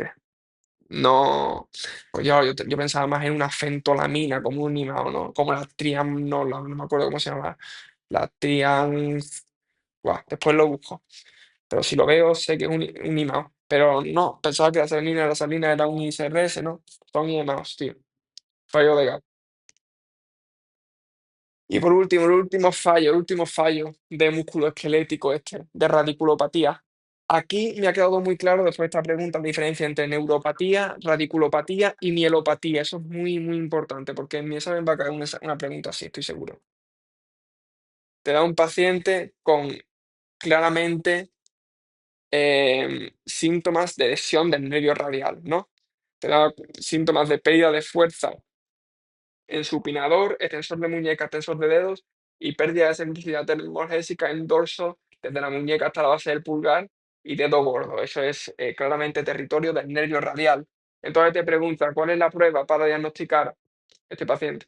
Entonces, yo marqué, la verdad es que aquí tengo un gap muy grande y no sé muy bien cómo manejar las lesiones. O sea, sé muy bien, sé localizar muy bien los territorios de los nervios, sé muy bien decirte el nervio radial, el nervio cubital, o por ejemplo, si me pongo una pregunta de nervio radial, ¿qué territorios están afectados? Sé aceptar ese tipo de preguntas, pero preguntas de manejo de nervios, la verdad es que no. No, tengo un gap ahí, tengo que solucionarlo.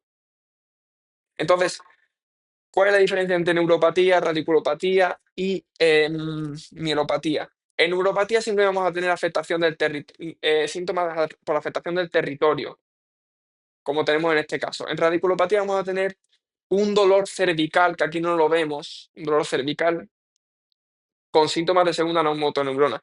Y en mielopatía vamos a tener signos de primera motoneurona por debajo de la lesión por debajo de la raíz, por debajo de donde se encuentra la zona de la médula que está afectada, de la médula que está afectada, y por encima de esa zona vamos a tener signos de primera motoneurona. Signos de primera motoneurona. Entonces, teniendo en cuenta esa diferencia que yo nunca, con estas preguntas nunca me paro a pensar, ¿es una radiculopatía? ¿Es una mielopatía? ¿Es una neuropatía? No. Pues marqué por inercia hacer una resonancia de la médula. Pero claro, es que si no sabes manejar este tipo de preguntas, pues nada, pues vas a fallar lógicamente. Esto es una neuropatía y como es una neuropatía, pues tenemos que hacer un estudio de conducción nerviosa. Esta opción sí que yo la suelo marcar cuando estudio el síndrome de túnel carpiano. El síndrome de túnel carpiano al final es una neuropatía. Entonces las neuropatías todas las manejamos así, pedimos este manejo. Las radiculopatías, el diagnóstico por lo general es clínico, no hace falta pedir la resonancia magnética a menos que falle el manejo conservador y te planteas hacer una cirugía. Y lógicamente la mielopatía tienes que hacer una resonancia magnética si tienes signos de primera motoneurona, hiperreflexia. En el caso de síndrome de cauda equina, en la médula lumbar, pues en la zona lumbar, pues tienes que hacer una resonancia magnética, pero no. Esto es una neuropatía y simplemente hacemos estudios de conducción nerviosa. Ya está. Después de hacer el análisis de las preguntas, la corrección de las preguntas, pues llegamos a la siguiente conclusión. Hemos mejorado mucho respecto a los últimos simulacros, sobre todo respecto al último simulacro. Hemos subido 11% el porcentaje, hemos mejorado mucho. En lo que se considera un simulacro más difícil. Este simulacro estaba considerado mucho más difícil que el anterior que hemos hecho. Así que estamos muy contentos, pero aún así hemos visto que hemos cometido muchos fallos estúpidos. Aquí ponemos 5, pero realmente yo creo que de aquí han sido más también. Pero bueno, vamos a dejarlo así, vamos a dejarlo así. Fallos de gap siguen siendo los mismos que los anteriores 15 y 16, lo cual me parece bien, porque o sea, nunca voy a acordarme de todo al 100%. Sería, sería irreal. Y más a un mes del examen, no creo que mejor. 15 fallos de gap me los puedo permitir. Los fallos de razonamiento han bajado mucho. Estoy muy contento con eso, pero pueden seguir mejorando. Y después los fallos estúpidos tienen que bajar a cero. Eso no hay negocio. Te voy a conseguir bajar a cero y eso baja mejorando el tiempo. El control del tiempo ha ido mucho mejor que el anterior simulacro, pero podemos mejorarlo todavía más. Las preguntas estadísticas hemos parcheado bastante el gap. No creo que haya falta, no creo que haga falta seguir enfocándonos ahí. Podemos enfocarnos más en esto que marco aquí. Los de trastorno de personalidad que sigo fallando todos los simulacros y emergencia, pues emergencias, claro, nunca he hecho preguntas dirigidas a emergencia específicamente, pero es que esa pregunta de la disección de aorta me ha matado, la verdad. Ese fallo de disección de aorta me parece tan horrendo como médico, eso lo tiene que saber hasta un estudiante de primero de medicina. No puedo fallar ese tipo de preguntas, son horribles, son vergonzosas. Y después, por supuesto, como podéis ver aquí, el análisis de bloques, aquí esto es un fallo de cansancio y de gestión. Tiempo, cansancio. Podríamos haber conseguido un 87,5% perfectamente como proyecto. Si hubiésemos estado concentrados, un 87,5% es una nota excelsa, excelso, excelso. O sea, no hay más. 87,5%. Esta nota es increíble. O sea, si me das esta nota el día del examen, pues también estaría muy contento, ¿eh? También estaría muy contento, pero es que viendo los fallos que hemos cometido tan estúpidos y que son completamente que podemos, que podemos, que podemos parchear de aquí al examen perfectamente, pues tenemos una proyección muy buena. Así que eso, seguir trabajando, parchear los errores, estar concentrados, gestionar bien el tiempo y tener la mente fría a la hora del examen. Pero bueno, contento. A seguir trabajando y ya está.